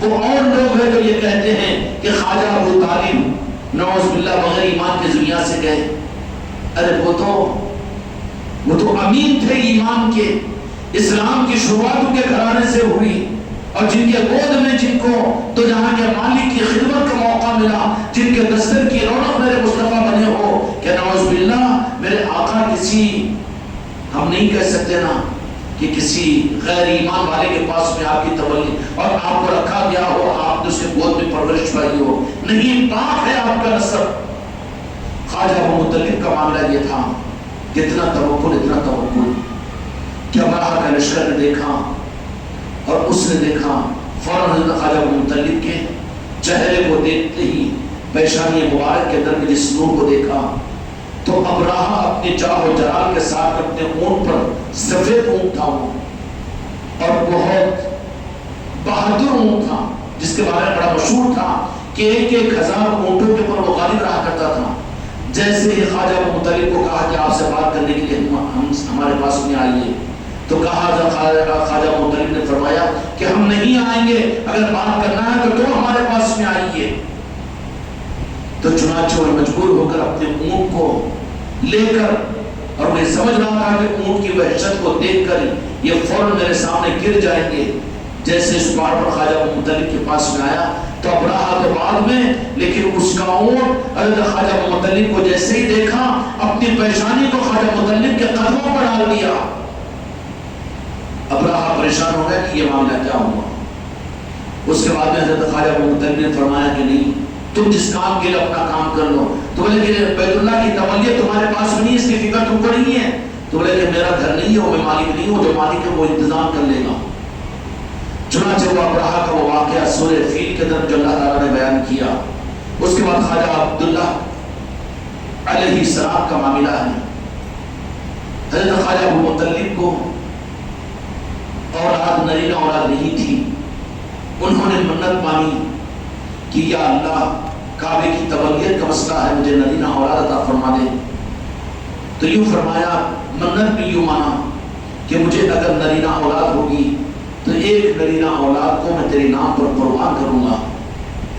وہاں حضرت ابراہیم علیہ السلام کی قربانی عیسیٰ علیہ السلام کے لیے خدا نے وہاں ادھوری رکھوایا، اس لیے میرے آقا نے ایک موقع پر یہ فرمایا کہ میں ذبیحین کے اندر میں پیدا ہوا ہوں، کہ اسماعیل علیہ السلام بھی ذبح ہوئے تھے، اور یہاں پر حضرت خواجہ عبداللہ نے ذبح ہونے کے لیے اپنے آپ کو تیار کیے تھے۔ خواجہ ابو مطلب کو 9 اولادیں ہوئی، ایک روایت کے مطابق 11 اولادیں۔ جب ہوگی تو ایک دن بعد میں سوئے ذہن سے نکل گئی بات، لیکن دیکھا کہ حضرت خواجہ ابو مطلب اپنے شہزادے کو اپنے ہاتھ سے ذبح کر رہے ہیں۔ جیسے بھی دشار بھی تو سمجھ گئے کہ میری منت ادھوری ہے کعبۃ اللہ کے اندر میں۔ تو چنانچہ اپنے پورے بیٹوں کو بلایا اور بلا کر کہا کہ میں نے یہ منت مانی تھی، اب یہ بتاؤ کہ کون ہے کہ میں نے اللہ کے نام پر تمہیں ذبح کروں۔ تو ہر بیٹا ایسا فرمانبردار کہ جو آگے بڑھ کر کہنے لگا کہ ہم کو قبول کیجیے، ہم کو قبول کیجیے۔ سارے بیٹوں نے فرمانبرداری کا ثبوت دیا۔ وہاں تو ابراہیم علیہ السلام کو اکیلے اسماعیل علیہ السلام تھے، اور انہوں نے کہا کہ آپ وہ کام کو کر گزریے کہ جس کا وعدہ اللہ نے آپ کے ساتھ میں کیا ہے، انشاءاللہ مجھے صبر کرنے والوں میں پائیں گے۔ لیکن یہاں پر میرے آقا کے افراد خاندان اور عبد المناف بنی ہاشم یہ کہ سارے 9 کے 9 بیٹے تیار ہو گئے کہ آپ جس کو چاہے ہم میں سے۔ حضرت خواجہ ابو مطلب فطری طور پر حضرت خواجہ عبداللہ سے بہت زیادہ محبت کرتے تھے۔ کیوں؟ کہ وہ پاس پہچانی ہوتی ہے، پہچانی ہوتی ہے۔ دل کا تعلق دیکھو، دل کو اللہ تبارک و تعالیٰ نے الٹا رکھا ہے۔ یہ دل کا فنکشن، دل کا نظام الٹا ہے۔ یہ نور کو لینے والا نظام ہے، یہ اس کا نظام، اور اس کو اللہ تبارک و تعالیٰ نے نیچے نہیں رکھا، زمین سے اس کا تعلق نہیں ہے، بلکہ اس کا تعلق نور سے ہے۔ اگر قلب کو قلب کی غذا دو تو تمہارا قلب پھر اللہ کا گھر بنے گا۔ قلب المومن عرش اللہ، اللہ تبارک و تعالیٰ نے فرما دیا کہ صلاحیت تمہارے میرے قلب کے اندر میں ہے، بشرطے کہ قلب کی غذا دو۔ ذکر اللہ کیا ہے؟ قلب کی غذا ہے، قلب کے لیے نور کا ذریعہ ہے۔ جو ذکر کی مجلس سے خانقاہوں کے اندر میں ہوتی ہے، اور تمہارے گھروں میں جو ذکر کی مجلس سے ہوتی ہے، یہ تمہارے قلب کی غذا ہے اور تمہارے قلب کو نور کے دینے کا نظام ہے۔ حضرت خواجہ عبداللہ کے اندر میں وہ چونکہ وہ انبیاء کے وارثوں کا ایک نور جو حضرت خواجہ عبداللہ کے اندر پیشانی میں جلوہ گر تھا۔ حضرت خواجہ ابو مطلب کو حضرت خواجہ عبداللہ سے فطری طور پر بہت زیادہ محبت تھی۔ کہا کہ میں کس کو ذبح کروں، سبھی تیار ہیں۔ تو قرآن ڈالی گئی، قرآن ڈالی گئی تو پھر حضرت خواجہ عبداللہ کا نام نکلا۔ بھائیوں نے کہا کہ اے خواجہ ابو مطلب، آپ کو ہمارے چھوٹے بھائی سے زیادہ محبت ہے، لہٰذا ہم کو ذبح کیجیے۔ حضرت خواجہ ابو مطلب نے کہا کہ نہیں۔ ایک بار خدا ڈالی تو بھی حضرت خواجہ عبداللہ کا نام نکلا، دوسری مرتبہ، تیسری مرتبہ بھی جب خدا میں نام نکلا خواجہ عبداللہ کا تو حضرت خواجہ عبداللہ کو ذبح کرنے کے لیے تیار ہوئے۔ اس کا حضرت خواجہ ابو مطلب کو پھر ذہن کے اندر اللہ تعالیٰ نے القاء کیا کہ ان کو قربان کرنا نہیں ہے، ان کے ذریعے سے تو، ان کے پیشانی کے سور سے تو کائنات کو ہمیں چلانا ہے۔ لہٰذا آپ یہ کیجئے کہ 10 اونٹوں کی قربانی کے مقابلے میں حضرت خواجہ عبداللہ کا نام رکھیے، اور جب خواجہ عبداللہ کے مقابلے کے اندر میں اونٹ کے نام نکل جائے تو اپنے اونٹوں کو آپ ذبح کر دینا۔ چنانچہ خواجہ ابو مطلب نے اس رائے کے مطابق میں عمل کیا۔ 10 20 30 40 اس طریقے سے 99 اونٹ کے قرا پر حضرت خواجہ عبداللہ کا نام نکلا کہ خواجہ عبداللہ کے بدل میں 99 اونٹ قربان کیے جائیں گے. تو کہا کہ ہو سکتا ہے میں اس پر یقین نہیں کروں گا. دوسری مرتبہ قرآن ڈالا 99 اونٹ. تو پھر حضرت خواجہ عبداللہ کے مقابلے میں اونٹوں کا نام. تیسری مرتبہ تو کہا کہ منشا خدا بندی یہی ہے. منشا خدا بندی کو پہچانا خواجہ مطلب نے. چنانچہ 99 اونٹ کی قربانی کی گئی. حضرت خواجہ عبداللہ وہاں پر اس امانت کے امت کو دینے کے لیے بچ گئے اور اس کی وجہ سے مکہ مکرمہ کے اندر حضرت خواجہ عبداللہ کا بڑا نام ہوا. لوگ بڑی عظمت اور عزت کی نگاہ سے سارے قبیلے سرداران قریش آپ کو بڑی عظمت کی نگاہ سے دیکھتے. اور کیوں نہ دیکھتے کہ حضرت خواجہ عبداللہ کا عالم یہ کہ وہ جدھر کو بھی جاتے درخت ہے کہ جھک کر سلام کرتے, پہاڑوں کے درمیان میں سے گزرتے تو آپ کو السلام علیکم یا ابن الرسول کہا جاتا کہ آپ ابو رسول, کہ آپ دو جہاں کے مالک کے والد بزرگوار ہے, آپ کی خدمت میں ہمارا سلام ہو. یہی حالات مکہ مکرمہ کے رہنے والے واسی اور وہاں کے لوگ بھی دیکھتے. ایک واقعہ تاریخ کی کتابوں میں آتا ہے کہ مکہ مکرمہ کی بڑی حسین اور جمیل ایک عورت تھی اور چاہتے تھے کہ شرفائے عرب اس سے نکاح کا پیغام دیتے, لیکن کسی کے نکاح کو قبول نہیں کرتی اور کسی رشتے کو وہ قبول نہیں کرتی. بڑی شریف النفس تھی, بڑی شریف النفس تھی اور بڑی حسب و نسب والی تھی. لیکن وہ خاتون نے خود جب حضرت خواجہ عبداللہ کو دیکھا تو دیکھ کر اپنی طرف سے اپنا پیغام حضرت خواجہ مطلب کے پاس میں خواجہ عبداللہ کے پاس میں بھیجا. حضرت خواجہ عبداللہ نے اس کو رجوع کیا حضرت خواجہ مطلب کی طرف میں, لیکن حضرت خواجہ مطلب کو تو ہوگا تو وہ جو رب العالمین چاہے گا. حضرت آمنہ علیہ السلام کے ساتھ جب نکاح ہو گیا تو اس کے بعد میں پھر جبکہ حضرت خواجہ عبداللہ جب گلی سے گزرتے تو وہ نکل کر دیدار کیا کرتی تھی. جب نکاح کے ہو جانے کے بعد میں جب خواجہ عبداللہ جب جا رہے ہیں تو وہ عورت ہے کہ اپنے پردے کے اندر میں دیکھ کر فوراً اندر گھر کو چلے گی. تو جا کر معلوم کیا کہ خواجہ عبداللہ نے کہ کیا بات ہے کہ تم ہمیشہ دیکھتی اور زیارت کرتی, لیکن آج ہے کہ تم اندر چلے گی. تو کہا کہ میں تم کو نہیں دیکھتی تھی بلکہ تمہارے پیشانی اور تمہارے آنکھوں کے درمیان میں وہ نور مصطفیٰ صلی اللہ علیہ وسلم جلوہ گر تھا, میں اس کو دیکھتی اور اس پر چاہت آپ سے کرتی تھی. میں وہ نہیں ہے, معلوم یہ ہوتا ہے کہ وہ نور منتقل ہو چکا ہے. اب حضرت عبداللہ تمہاری طرف میں مجھے کوئی اتفاق نہیں ہے. اس زمانے کی پاک باز عورتیں بھی نور نبوت کو پہچانتی تھی. اس کے بعد میں اللہ تبارک و تعالیٰ کا نظام ہے. خواجہ مطلب نے حضرت آمنہ, جو حضرت آمنہ کا میکہ تھا وہ مدینہ المنورہ, اب جو مدینہ المنورہ ہے اس زمانے کے اندر میں اس کو اسرم کہتے تھے, جو مکہ مکرمہ سے 250-300 کلومیٹر دور کے فاصلے پر ہے. چنانچہ وہاں سے حضرت آمنہ کے قبیلے کا تعلق ہے. وہاں پر نکاح ہوا, دو جہاں کے مالک میرے آقا کا نور مصطفیٰ منتقل ہوا. نسبت ملی ہے, ان گہرائیوں میں نہیں جاؤں گا, ابھی تھوڑا سا خانقاہ والوں کے بھی عمریں کم ہیں, زیادہ بات و گہری باتیں نہیں بتا سکتا ہوں. لیکن وہ کیا چیز ہے, حضرت آمنہ کی طرف میں نسبت منتقل ہوگی, نسبت تو منتقل ہوگی. حضرت عبداللہ علیہ السلام کے ساتھ میں زوجیت کی نسبت ملی. حضرت خواجہ مطلب نے کعبۃ اللہ کے اندر میں نکاح پڑھا, نکاح بھی پڑھا ہے, نکاح ہوا ہے حضرت آمنہ کے ساتھ میں, نسبت منتقل ہو گئی. اب منتقل ہونے کے بعد حضرت آمنہ حضرت خواجہ مطلب سے اجازت لے کر اپنے میکے کو واپس گئی. بہت دن ہو گئے تھے تو حضرت خواجہ عبداللہ نے بھی اپنے والد محترم سے کہا کہ میں بھی لینے کے لیے حضرت آمنہ کو جاؤں. تو اجازت لے کر مدینہ منورہ کو تشریف لے گئے حضرت خواجہ عبداللہ. اور اللہ تعالیٰ کا نظام یہ تھا, خدا کا نظام کچھ اور ہوتا ہے. واپس ہو رہے ہیں, درمیان میں ایک وفا, ایک مقام ہے وہاں پر. حضرت خواجہ عبداللہ کی طبیعت خراب ہوئی. حضرت آمنہ نے علیہ السلام آپ کا انتقال ہو جاتا ہے, آپ کا انتقال ہو جاتا ہے. آپ ایک باندی کے ساتھ میں ہیں, کنیز کے ساتھ میں ہیں, لیکن اپنے سر کے تاج حضرت عبداللہ کا جب انتقال ہو جاتا ہے, اس پہاڑی کے اس مقام کے اوپر بے یار و مددگار, لیکن اس کے بعد مکہ مکرمہ کو پہنچتی ہے حضرت آمنہ، اور پھر حضرت خواجہ ابو مطلب کے پاس میں ظاہری طور پر بیوہ بن کر رہتی ہے، اور اس حالت کے اندر میں دو جہاں کے مالک میرے آقا کی دنیا میں تشریف لانے کا وقت آتا ہے۔ حضرت آمنہ یہ ارشاد فرماتی ہے کہ آپ کو بشارتیں ہونی شروع ہوئی، کہ بشارتیں ہونی شروع ہو گئی۔ یوں فرمایا گیا کہ مبارک ہو تم کو کہ تم رحمت للعالمین، فخر دو عالم، خاتم النبیین، امام المرسلین، حضرت محمد مصطفیٰ صلی اللہ علیہ وسلم کی والد محترمہ بننے والی ہو۔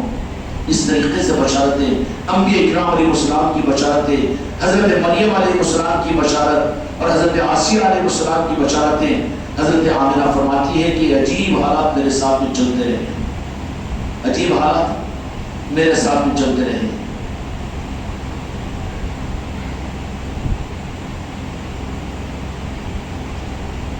میرے بچوں کی ایک بات توڑ کر دیتا ہوں، اپنے عقیدے کو بدل لو، میرے آقا کو نور سمجھو۔ بشریت تو ایک لباس تھا، اس لباس کو اللہ تبارک و تعالیٰ نے بشریت کی صورت میں انسانیت کی عظمت کے لیے دیا، اس لیے نہیں دیا کہ میرے آقا کو تم نعوذ باللہ بشر سمجھو، بشر سمجھو۔ سمجھ میں آئی بات؟ بشریت کا کوئی غلبہ نہیں ہے میرے آقا کی ذات پر۔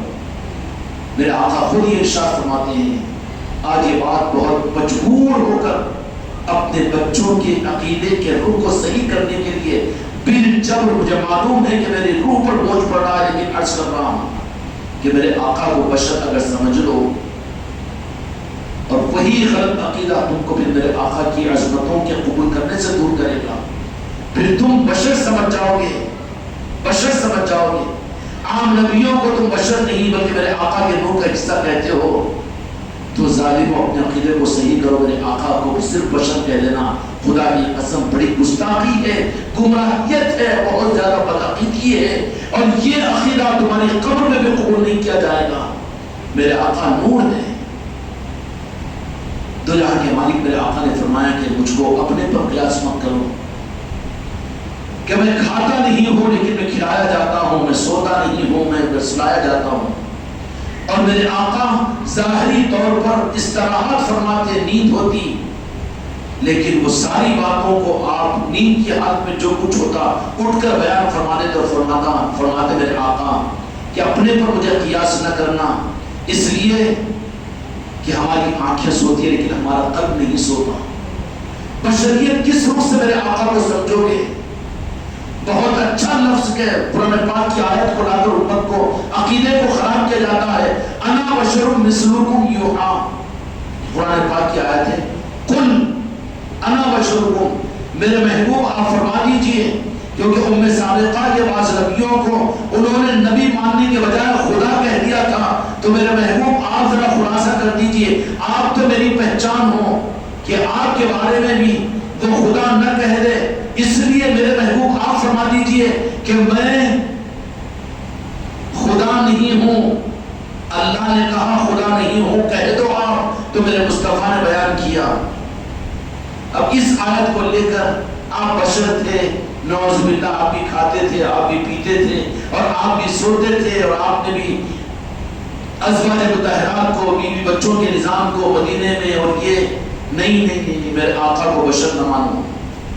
اپنے جیسا بشر کہنا خدا کی قسم اس سے بڑا کوئی کفر نہیں ہے۔ خدا ناراض ہو جاتا ہے، عرش تھرا جاتا ہے۔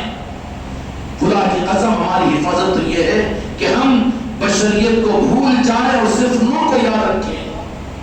بشریت کو بھول جائیں ہم، اس سے ہم کو مطلب نہیں ہے۔ اچھا، پوری قرآن و حدیث کے اندر میں کوئی بتا دے مجھے، میں زندگی بھر کی غلامی اس کی کرنے کے لیے تیار ہوں کہ میرے آقا کو صرف بشر اور انسان کہا گیا، نہیں کہا گیا۔ اگر صرف نور کا مما بن کر آپ آ جاتے تو پھر بندوں کے بس کی بات کیا تھی کہ آپ سے مستفید ہوتے اور آپ کا کلمہ پڑھتے اور آپ کی صحبت میں رہتے اور آپ سے فیض حاصل کرتے۔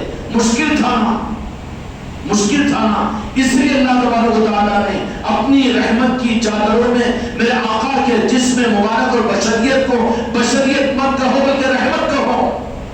کیا کہو؟ رحمت کہو، بشریت مت کہو. بشریت ہو تو عام بشر کی بات ہو جائے گی. نعوذ باللہ تم میں بھی تو بشر ہی ہے نا. میرے آقا کو بشر کرنا شر والوں کی پہچان نہیں ہے. بشریت نہیں ہے بلکہ رحمت ہے. وہ اللہ نے نور کو رحمت کی چادر میں لپٹا ہے جو انسانوں کے لیے تاکہ ممکن بن سکے کہ یہ مستفید ہو اور رحمت کو حاصل کرے. اس لیے بشر مت سمجھو آپ کو میرے آقا کو اپنے لیول پر نعوذ باللہ نہیں. اولیاء اور صحابہ انبیاء کے لیول پر بھی ہم نہیں لے سکتے، اس لیے کہ ان سب میرے نبی مصطفیٰ کا مقام اعلیٰ اور عرفہ ہے، خدا ناراض ہو جاتا ہے. اس لیے ہمارے لیے احتیاط یہ ہے بشریت کا کانسیپٹ ہم سمجھ میں ہی نہ رکھیں اور رکھیں نہیں سامنے. اب آپ کیا ہیں؟ نور ہے. قد جاءکم من اللہ نور. اس کے لیے معقول دلیل ہمارے پاس میں ہے. نور تو کہا ہے، نور تو کہا ہے. اور یہاں پر نور اور کتاب کہا، قرآن پاک اور میرا نور. تو نور مانیں گے کتاب قرآن مجید کے مطابق مانیں گے نا. اب یہ بشریت کا، بشریت کے نور، بشریت کے نور بعد میں کے جھگڑالو لوگوں کے دیے امت کے لیے گمراہیتوں کے نظام ہے. اس لیے ہم تو آپ کو بشریت اور رحمت کی صورت میں مانتے ہیں. بشریت آپ کی رحمت کی صورت میں مانتے ہیں. باقی فی نفسی ہی خدا کی قسم آپ بشریت والے نہیں تھے. اس لیے کہ کون بشر ایسا ہے تم نے کہا تیسمان خان مجھے بتا دے کہ جو چلے تو اس کا سایہ نہ ہو. کس لیول کے اوپر بشر کہے ہوئے؟ ہے کوئی ایسا؟ کوئی علامہ، کوئی پیر ایسا ہوا کہ جو یہ ثابت کر سکے کہ وہ چلے اور اس کا سایہ نہ پڑے؟ پھر میرے آقا کو کیسے؟ ارے آپ کا وجود مبارک تو نور تھا نا. نور کا کون سا سایہ ہوگا؟ روشنی کا کوئی سایہ ہوتا ہے؟ جہاں وجود ہوتا ہے پر سایہ، تو پھر بشر کیسے مانے؟ بشر نہیں بلکہ رحمت کی چادر ہے وہ. ہم آقا کو عقیدہ قرآن کے مطابق میں تو پھر بشر بحیثیت بشر ایسے بشر کے نہیں مانیں گے.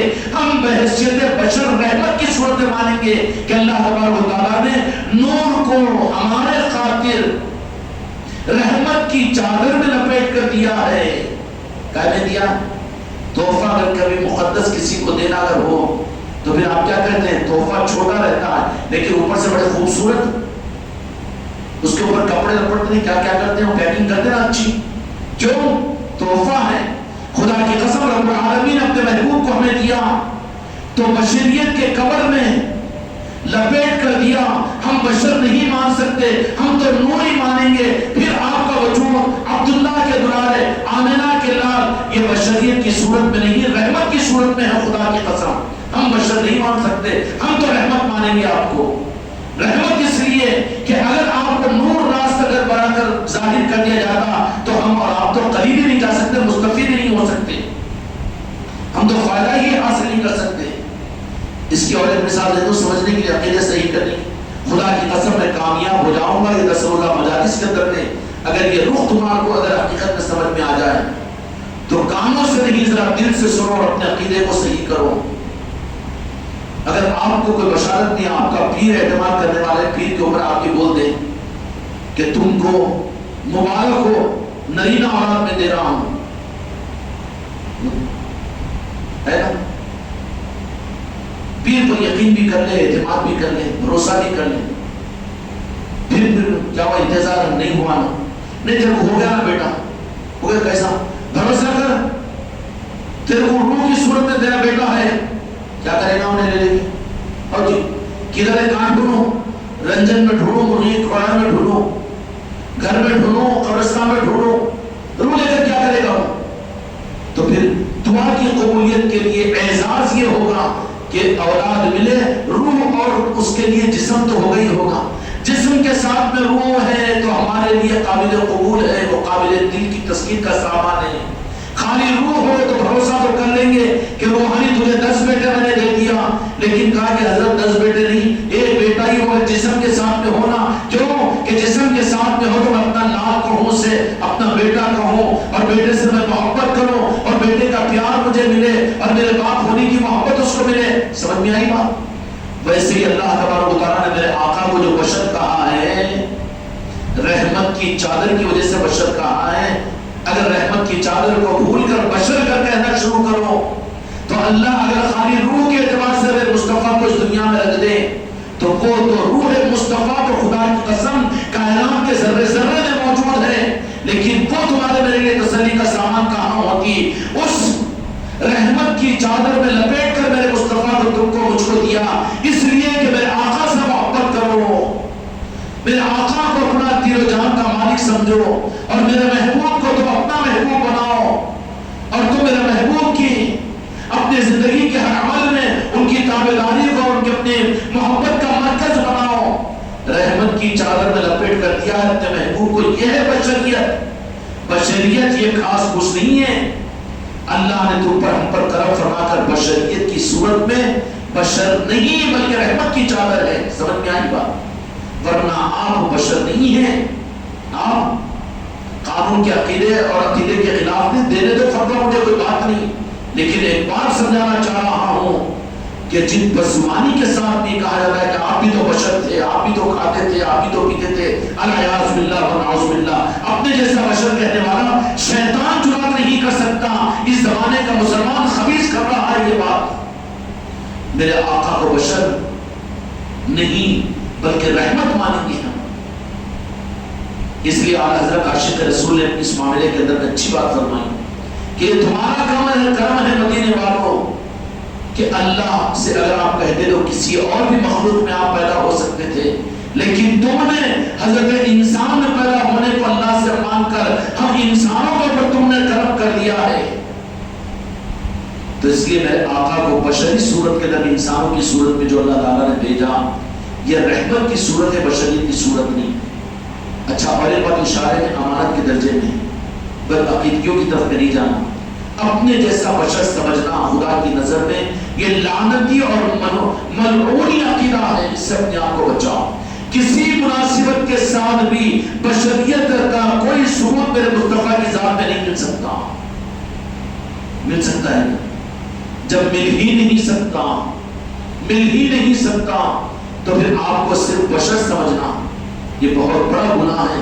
اللہ اس لعنت سے تمہاری میری حفاظت فرمائے، تمہاری میری حفاظت فرمائے، اللہ تعالیٰ تمہاری میری حفاظت فرمائے۔ اس لیے میرے بچوں، اللہ تبارک و تعالیٰ اپنے محبوب کی محبت سے ہمارے قلوب کو منور فرمائے، اور ہم اپنے آقا کو اللہ کا نور جو اللہ تبارک و تعالیٰ نے اپنے مصطفیٰ کی صورت میں دیا، اور وہ اللہ کا کرم اور احسان اس معنی میں ہم شکر ادا کریں زیادہ کہ اللہ تبارک و تعالیٰ نے پھر میرے آقا کی بشریت کی رحمت کے پردوں میں میرے مصطفیٰ کو تم کو مجھ کو عطا فرمایا۔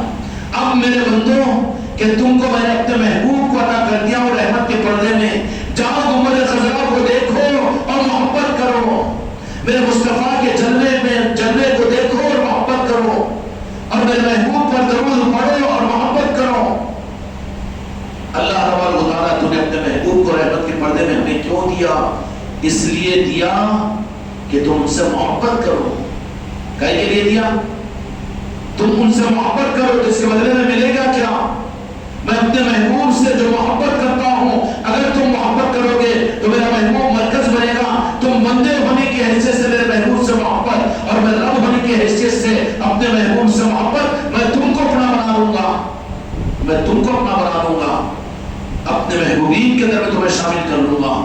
اس لیے میرے بچوں، میرے آقا کی ذات حضرت آمنہ علیہ السلام ہمیں فرماتی ہے کہ مجھے محسوس بھی نہیں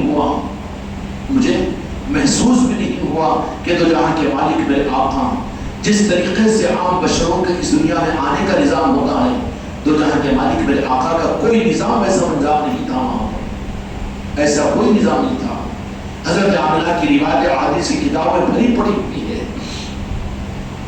آخرکار حضرت خواجہ ابو مطلب فجر کی نماز کے بعد میں، چونکہ مکہ مکرمہ کے متولی تھے اور کعبۃ اللہ کے اندر بیٹھ کر سارے عرب کے فیصلے کیا اونچی مسند بنی ہوئی رہتی تھی آپ کی، اور وہاں پر بیٹھ کر سارے سرداران قریش کی میٹنگ لیا کرتے تھے روزانہ۔ دیکھا کہ فجر کی نماز سے پہلے کعبۃ اللہ بھی ہے کہ ایک لفظ ایک طرف کو چھپا ہے۔ پریشان ہوئے خواجہ ابو مطلب بھی، کہا کہ ایسا واقعہ کیسے ہوا؟ تو معلوم کیا گیا تو اسی وقت میں خواجہ ابو مطلب کے مکان میں جہاں کے مالک کی آمد ہوئی ہے، کعبہ بھی جن کو سجدہ کیا ہے، جن کی آمد پر وہ ہے ذات میرے آقا جہاں کے مالک کی، کیونکہ نور تو نور کے سامنے جھکے گا، نور تو نور کے سامنے جھکے گا۔ کعبہ بھی جہاں جھکا ہے وہ میرے مصطفیٰ کے نالے پاک ہے۔ ایسی عظمتوں والے نالے پاک مصطفیٰ کی نسبت تم کو مجھ کو ملی ہے۔ اس مہینے کے اندر میں اللہ تبارک و تعالیٰ یہی چیز اپنے بندوں میں دیکھنا چاہتا ہے کہ کون ہے میرے محبوب سے محبت کرنے والے۔ یہ امتحان کا مہینہ ہوتا ہے ہر مومن کے لیے کہ اس مہینے کے اندر میں ہر چیز سے بے نیاز ہو کر محبوب کی محبت کے گیت گنگنائیں، محبوب کی محبت کی نعتوں کو سنیں، محبوب کی محبت کے تذکروں میں رہیں، محبوب کی محبت ہی کی محبت کی محفلوں میں رہے۔ یہ اس مہینے کا خاص وصف ہے، اور اللہ اس کے بدلے میں عبادتوں کے بدلے پر بھی جنت خطرے میں ہے، لیکن میلاد کے خوشیوں کے موقع پر اللہ تبارک و تعالیٰ کے ذمہ واجب ہوتا ہے کہ ان کو نجات عطا کرے گا۔ کیا کرے گا؟ ان کو نجات عطا کرے گا، نجات عطا کرے گا۔ اس لیے میرے دوستوں، میرے بچوں، میرے بھائیوں، اللہ زندگی کی آخری میلاد کے مہینے کی بھی صحیح قدر کرنے کی تم کو رب کو توفیق عطا فرمائے۔ یہ میلاد مبارک کا مبارک مہینہ ہے، مجلسوں کا سلسلہ یہاں پر چل رہا ہے، اور بھی ساتھ یہ مہینے کے پورے دن انشاءاللہ یہ سلسلہ چلتا رہے گا۔ 11 تاریخ کو یہاں پر مرکزی مجلس ہوگی، اس کے بعد پھر انشاءاللہ العزیز انشاءاللہ تعالی محمد رسول اللہ پھر گھروں کے اندر میں انشاءاللہ محفل میلاد کا انعقاد ہوگا۔ محفل میلاد اپنے گھروں کے اندر میں ہوگی، اور پھر محفل میلاد کے ساتھ میں اس مہینے کی دولتوں کو اللہ کی بارگاہ سے ہم آپ حاصل کریں گے۔ جو بڑا ٹھیک ہے انشاءاللہ، اس کے لیے پوری جستجو کے ساتھ، فکر کے ساتھ، عظمت کے ساتھ، عقیدے کو صحیح کرنے کے لیے اور اپنے آقا کے سچے بھکاری بننے کے لیے محفلوں میں ہم کو آپ کو شریک ہونا چاہیے۔ ٹھیک ہے نا؟ بشر تو نہیں کہیں گے اپنی رضا بشر میں، سب سے بڑا جرم ہے یہ بشر۔ اللہ نے قرآن مجید کے اندر اپنے محبوب کے ذریعے سے جو فرمایا وہ ہمارے لیے بشر کا مطلب سیدھا اس طرف میں نگاہ نہیں جانا۔ بشر کا خون حرام ہے نا جی، تیرے مصطفیٰ کا خون نہیں تھا، نور مبارک تھا۔ بوس و براز بھی ایک صحابی نے تناول فرما دیا، پی لیا بوس و براز کو، تو کہا کہ تیرے جسم کے اوپر جہنم کی آگ حرام ہے۔ کیسے بشر کہو گے؟ کیوں زبردستی کے عقیدے کو خراب کرتے ہو؟ تمہیں کیا فائدہ ہے امت کو گناہگار بنانے سے؟ مسجدوں کے ذریعے سے امت کو گناہگار اور مجرم مصطفیٰ کی بارگاہ کا، رب کی بارگاہ کا بنا کیوں رہے ہو؟ اللہ تعالیٰ ان ظالموں سے امت کو ان کے چنگلوں سے نکال دے، اور وہ حقیقی نظام امت کو اپنے کرم سے عطا فرمائے۔ دو جہاں کے مالک میرے آقا کی ذات ہے، ان کو اپنے جیسا بشر نہیں کہنا۔ اپنے جیسا بشر کہنے والوں اپنی توبہ کرو، اپنی ایمان کو صحیح کرو۔ میرے آقا نور ہے، نور اللہ ہے، اللہ کا نور ہے۔ سمجھ میں آئی بات؟ پھر بشر جو کہا گیا وہ اس بشر کی مماثلت کے لیے نہیں، بلکہ رحمت کی چادر میں لپیٹ کر اللہ تبارک و تعالیٰ نے ہم کو عطا کیا، اور وہ بھی ہمارے معافیت کے خاطر کہ تم میرے محبوب سے محبت کرو تاکہ میں تم سے محبت کروں۔ یہ خدا کا اس درجے میں انعام ہے کہ رحمت کی چادروں میں میرے مصطفیٰ کو عطا فرمایا ہے، اور پھر دے کر واپس نہیں لے لیا رب العالمین نے۔ خدا کا کرم ہے اس بات کا کہ اس دنیا کے مالک میرے آقا کو دینے کے بعد واپس نہیں بلا لیا۔ عیسیٰ علیہ السلام کو تو آسمانوں پر اٹھا لیا، لیکن دو جہاں کے مالک کو میرے آقا کو آج بھی روئے زمین کے اوپر گنبد خضرا میں رکھا ہے، اور گنبد خضرا میں نہیں بلکہ مومنین کی جان میں، مومنین کے دلوں میں رکھا ہے، مومنین کے دلوں میں رکھا ہے۔ ان کے عاشقین کی پہچان یہ ہوتی ہے کہ راتوں میں کروٹ بدلتے ہیں تو میرے مصطفیٰ کا دھیان رہتا ہے، اور ان کی نظروں کے سامنے گنبد خضرا رہتی ہے۔ محفل میلاد کا انعقاد ہوتا ہے، میلاد کی خوشیاں ان کے حصوں میں رہتی ہے، وہ ہوتے ہیں عاشقین رسول۔ سمجھ میں آتی بات؟ میرے آقا کا یہ نظام ہے، اور یہ ایک حق نظام ہے بشر کے لیے۔ بشر کے لیے اپنے معاملات کے اندر میں تو مانتے تو سب ہے، لیکن بات جہاں پر کچھ حق کی آ جاتی ہے تو وہاں پر جو راستے نکل جاتے ہیں۔ بشر کے لیے تو ضروری ہے کہ اب میں بشر ہوں، اگر میں یہاں سے گاندھی چوک پر بھی جانا ہوں تو کسی گاڑی پر بیٹھ کے جاؤں، پیدل جاؤں گا، وہی ہوگا نا، وہی تو ہوگا نا، اس کے بغیر نہیں ہو سکتا نا۔ دو جہاں کے میرے مالک جہاں ہے ایک وقت میں، حدیث پاک ہے، دو جہاں کے مالک فرماتے ہیں کہ 1 کروڑ بھی مومن اگر ایک وقت میں وہ انتقال کر کے قبروں میں جاتے ہیں، ہر مسلمان کی قبر میں میرے مصطفیٰ جلوہ افروز ہوتے ہیں. یہ تو حدیث ہے، ماننا پڑے گا. تو بشری اگر کہو تو پھر ایک بشر تو ایک جگہ ہوگا، کیسے پہنچ سکیں گے؟ ایک طرف میں حدیث کا انکار، دوسری طرف میں عقیدہ خراب ہوگا کہ نہیں ہوگا؟ ماننا پڑے گا کہ نور ہے، نور ہے. اسی لیے تو ایک وقت میں، کرونا کے وقت میں لاکھوں انسان ایک وقت میں مرے نہیں بنے. جو مسلمان تھے قبروں میں گڑے، ایک ایک قبر کے اندر میں سو بھی تو گڑے ہوں گے نا، گڑے کہ نہیں؟ زلزلے آتے ہیں، قبروں گھروں کے اندر میں قبریں بچ جاتی ہیں، تو ان قبروں کے اندر میرے مصطفیٰ جلوہ نما ہوتے ہیں نا. تو پھر اگر بشری مانے تو بشر تو مدینے میں ہوں گے، تو پھر ہر جگہ کیسے پہنچیں گے؟ نہیں، میرے آقا کی ذات نور کی ہے. نور ہر جگہ پہنچ سکتا ہے، کہیں بھی پہنچ سکتا ہے. کیوں کہ وہ نور میں نور اللہ ہے. خدا کے نور سے، جیسا خدا کی صفت یہ ہے کہ وہ ہر جگہ حاضر و ناظر ہے، ویسے ہی ماننا پڑے گا کہ میرے آقا کا نور بھی چونکہ رب خدا کے نور کے ساتھ میں اس کا ایک حصہ ہے، رب کے نور کا ایک حصہ ہے، تو حاضر اور ناظر ہے. یا رسول اللہ کہنے میں ہڈی نہیں اٹکنی چاہیے، صلاۃ السلام کے اندر پیر پیچھے نہیں ہونی چاہیے. عقیدے اگر صاف ہوں گے تو اس کو پھر اور اس کے لیے کوئی رکاوٹ نہیں ہوگی.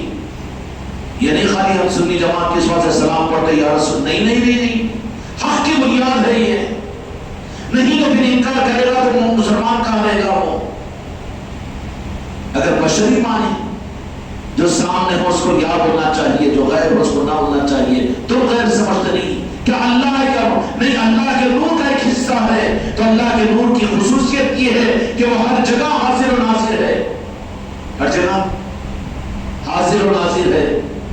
تو پھر جب حصہ نور اگر رب کا ہے تو پھر میرے مصطفیٰ بھی ہر جگہ حاضر و ناظر ہے کہ نہیں ہے؟ حاضر و ناظر ہے میرے مصطفیٰ. تو پھر یا رسول اللہ کہنے میں کوئی تعامل نہیں ہوگا اس کو. الصلاۃ والسلام علیکہ یا رسول اللہ پڑھنے میں کوئی تعامل نہیں ہوگا. اٹکے گا کس کو؟ میرے آقا کی حیات ظاہرہ میں بھی اٹکا ان کو کہ جن پر خدا پاک نے قرآن مجید میں سورہ منافقون نازل فرمائی. اس لیے میرے بچوں، میرے آقا کی ذات وہ ذات ہے. ہم خدا نہیں کہتے لیکن خدا سے وہ جدا بھی نہیں ہے. ہم خدا نہیں کہتے خدا کی قسم، لیکن خدا سے جدا بھی مت کرو، اس لیے کہ تمہارے قلب میں بھی خدا نے اپنے محبوب کو اپنے ساتھ میں رکھا ہے. اور میدان محشر میں بھی دیکھو گے کہ عرش الہی کے اوپر اپنے محبوب کو رب العالمین خود کے ساتھ میں رکھے گا. اور ساتھ میں نہیں رکھے گا بلکہ میدان قیامت کے اندر اللہ تبارک و تعالیٰ تو یہ کہہ دے گا کہ میرے محبوب تمہارا نام لیتے تو میں بدلہ دیتا تھا، لیکن آج کا دن تو وہ دن ہے کہ میں خود تمہارا محمود بن جاتا ہوں، کہ تمہاری حمد تمہاری تعریف میں خود کرنا شروع کر دیتا ہوں. میرے مصطفیٰ کی نام اور میرے مصطفیٰ کی اسم محمد کا ذکر خود رب العالمین کرے گا. وہ ہے میرے آقا کی ذات.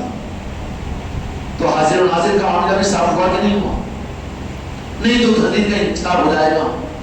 کیا جواب ہے 5 مردے ایک ساتھ قبر میں پڑے تو پھر ہر قبر میں کیسے جا رہے ہیں؟ ایک ہی اگر وجود کے جسم کو سمجھو کیا بشر تھے تو پھر یہاں کیسے جائیں گے؟ کیا باری باری جائیں گے نا اللہ یا زندہ یا رسول اللہ نے معاف کیجیے؟ نہیں، بلکہ اللہ تبارک و تعالیٰ نے اپنے نور سے نسبت عطا فرمائی. تو خدا ہر جگہ حاضر و ناظر، ہر جگہ. نہیں یا رسول اللہ کہنا نعوذ باللہ علیہ وسلم شرک ہوتا. تو اس پٹیل کو میں نے یہ کہا کہ اے پٹیل تو یا اللہ اگر بولتا ہے تو یہ اس سے بڑا شرک ہے. ہاں یا اللہ بولنا کیسا شرک ہے؟ میں دیتا ہوں فتویٰ، کیوں نہیں ہے شرک؟ یہ کیسی الٹی بات نہیں، کیسا الٹی بات؟ سیدھی بات ہے، اصول کی بات ہے. یا اللہ کہنا اس سے بڑا شرک ہے. وہ کیسا؟ ضرور کیا نام ہے ان کا؟ تمہارا رشید بھائی. ہاں یا اللہ کہنا تو اس سے بڑا شرک ہے. یا کے معنی اے کے معنی اب یہ رشید بھائی ہے نا، انہوں ہے یہاں پر تو ان کو یہاں آئے بولنا صحیح ہے. اب یہاں پر ہے تو گھر میں نہیں ہے، وہاں پر خانہ پور میں نہیں ہے. ایک جگہ رہنے کا اقرار کرنا دوسری جگہ نہ رہنے کا انکار کرنا برابر ہے. تو پھر اللہ یا اللہ کہہ رہے یہاں پر ہے تو باقی غیر ہم غیر نہیں مانتے اللہ کو. اللہ تو ہر جگہ حاضر و ناظر ہے. تو یا رسول اللہ کہنا اگر شرک ہے تو اس سے بڑا شرک یا اللہ کہنے میں ہے. سمجھ میں آئی بات؟ یا اللہ کہنا تو اس سے بڑا شرک ہے، اس لیے کہ اللہ کو تو محدود کر رہے ہو نا۔ اگر یا کہہ رہے ہیں یہاں پر تو آپ موجود ہیں میرے سامنے، آپ کو کہہ رہا ہوں میں، اب یہاں پر ہے ہر جگہ ہے وہ کہ تو نہیں بول سکتے نا ان کو، تو اللہ کو تو محدود کر رہے ہو تو اس سے بڑا شرک نہیں ہوا۔ اللہ کونوں مقام ہے تو ہر جگہ حاضر ہے، ہر جگہ حاضر ہے، اس کو ساری کائنات سے نکال کر یا اللہ یا اللہ یا اللہ کتنا بڑا ہے، یا اللہ یا اللہ یا اللہ۔ اب اس کو یا رسول اللہ بولے تو آدمیش نہیں بولتا ہے، ارے بیٹا کدھر کا ہے پہچان دے دیتا ہوں۔ اچھا کہ اللہ نے کہا کہ جو کچھ لینا ہو میرے مصطفیٰ سے لو، تو پھر یا رسول اللہ کہے گا وہ، کیونکہ ملنے کی جو جگہ ہے وہ یا ہے، اور خدا اس سے ناراض نہیں ہوتا۔ حق ہے، جہاں پر اجالا ہے وہاں اندھیرا نہیں، جہاں اندھیرا ہے وہاں پر اجالا نہیں۔ اس لیے دل کھول کر میرے مصطفیٰ کے ساتھ میں محبت اور عصمت اور عقیدوں کے ساتھ اپنے عقیدوں کو صحیح کرنے کی کوشش کرو، کرے گا نا انشاءاللہ۔ اس کے لیے میلاد کی محفلیں ہیں، جتنی عصمت ہے، جتنی قدر ہوگی اور جتنا اس کا اہتمام ہوگا، جتنی خوشیاں ہوگی، ہر ایک اپنے انفرادی اعتماد سے، ہر ایک کی اپنی اپنی روزانہ کی الگ الگ تیاری ہو۔ ایک دن ایک ادھر لگاؤ کہ آج 5ویں مجلس کے اندر میں جا رہا ہوں تو یہ لگاؤں گا، یہ کپڑے پہنوں گا اور میں ایسا کروں گا۔ روزانہ ایک مجلس کے لیے نئی فکر کے ساتھ، نئی تیاری کے ساتھ میں آنا، تو پھر اہتمام کرنے والوں میں ہمارا آپ کا شمار ہوگا۔ پھر 11 ربیع الاول کو مرکزی مجلس ہوگی، اس مجلس کے اندر انشاءاللہ پھر ہم سب شریک ہوں گے، اور ضرور یہ 11 دن کی مجلسوں کا اہتمام کرنے والوں کو میرے آقا تو پھر صحیح عقیدے کی خیرات تو عطا ہی کر دیں گے، صحیح عقیدے کی خیرات تو عطا ہی کر دیں گے، کریں گے کہ نہیں کریں گے؟ اور جن کا صحیح عقیدہ نہیں رہے گا ان کے لیے تو خطرہ ان کی قبر سے شروع ہو جائے گا۔ کیوں کہ بخاری شریف کی حدیث میں آتا ہے کہ سب سے پہلے قبر کے اندر میں اللہ کا دیدار نہیں ہوگا یا اللہ بولنے والے کا، بلکہ وہاں پر میرے مصطفیٰ کا دیدار ہوگا۔ کنت تقول فی ھذا رجل محمد صلی اللہ علیہ وسلم، منکر نکیر یہی ایک سوال کریں گے کہ اس ذات بابرکت کے بارے میں دنیا میں تو کیا کہتا تھا؟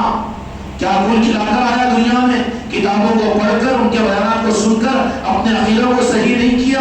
گیا تھا محفل میلاد میں لیکن اٹک کر رہا تھا، اپنے عقیدوں کو صحیح نہیں کیا تھا، تو کہا جائے گا کہ دنیا میں کیا کہتے ہوئے آیا، کن کہنے والوں کے ساتھ میں رہتا تھا، اور کون سی صحبت اور سنگت تجھے پسند تھی؟ کنت تقول فی ھذا رجل محمد صلی اللہ علیہ وسلم، اس ذات بابرکت کے بارے میں۔ اب یہ تو سنا کہ یا رسول اللہ مت کہو، تو پھر میری خبر نہیں ہے وہ مدینے سے یہاں کیسے آئیں گے؟ اٹک گیا نا بیٹا، لادری میرے پہ چھانتا بولنے کی، گیا بیٹا وہیں پر اس کی منڈی کو بچو دیا جائے گا، گلے کو دبا دیا جائے گا، پسلیوں کو دبا دیا جائے گا، خبر پھر ایسا بیچے گی کہ ایک پسلیاں دوسرے پسلیے میں، کن کے لیے؟ مومن کے لیے نہیں، مسلمان کے لیے ہو سکتا ہے کہ جو اپنے عقیدے کو خراب کر کے گیا کہ یہاں نہیں کہنا چاہیے، تو پھر قبر میں بھی کیا کہے گا؟ یہاں کے پہاڑ پڑھ کر گیا، مرکز کے جامع مسجد کے ان کے بیانوں کو سن کر کہ یہاں کو کہو، ہر جگہ حاضر و ناظر نہیں ہے، وہی ڈر میں زندگی گزارا اور برباد ہو گیا، اپنے عقیدے کو برباد کیا۔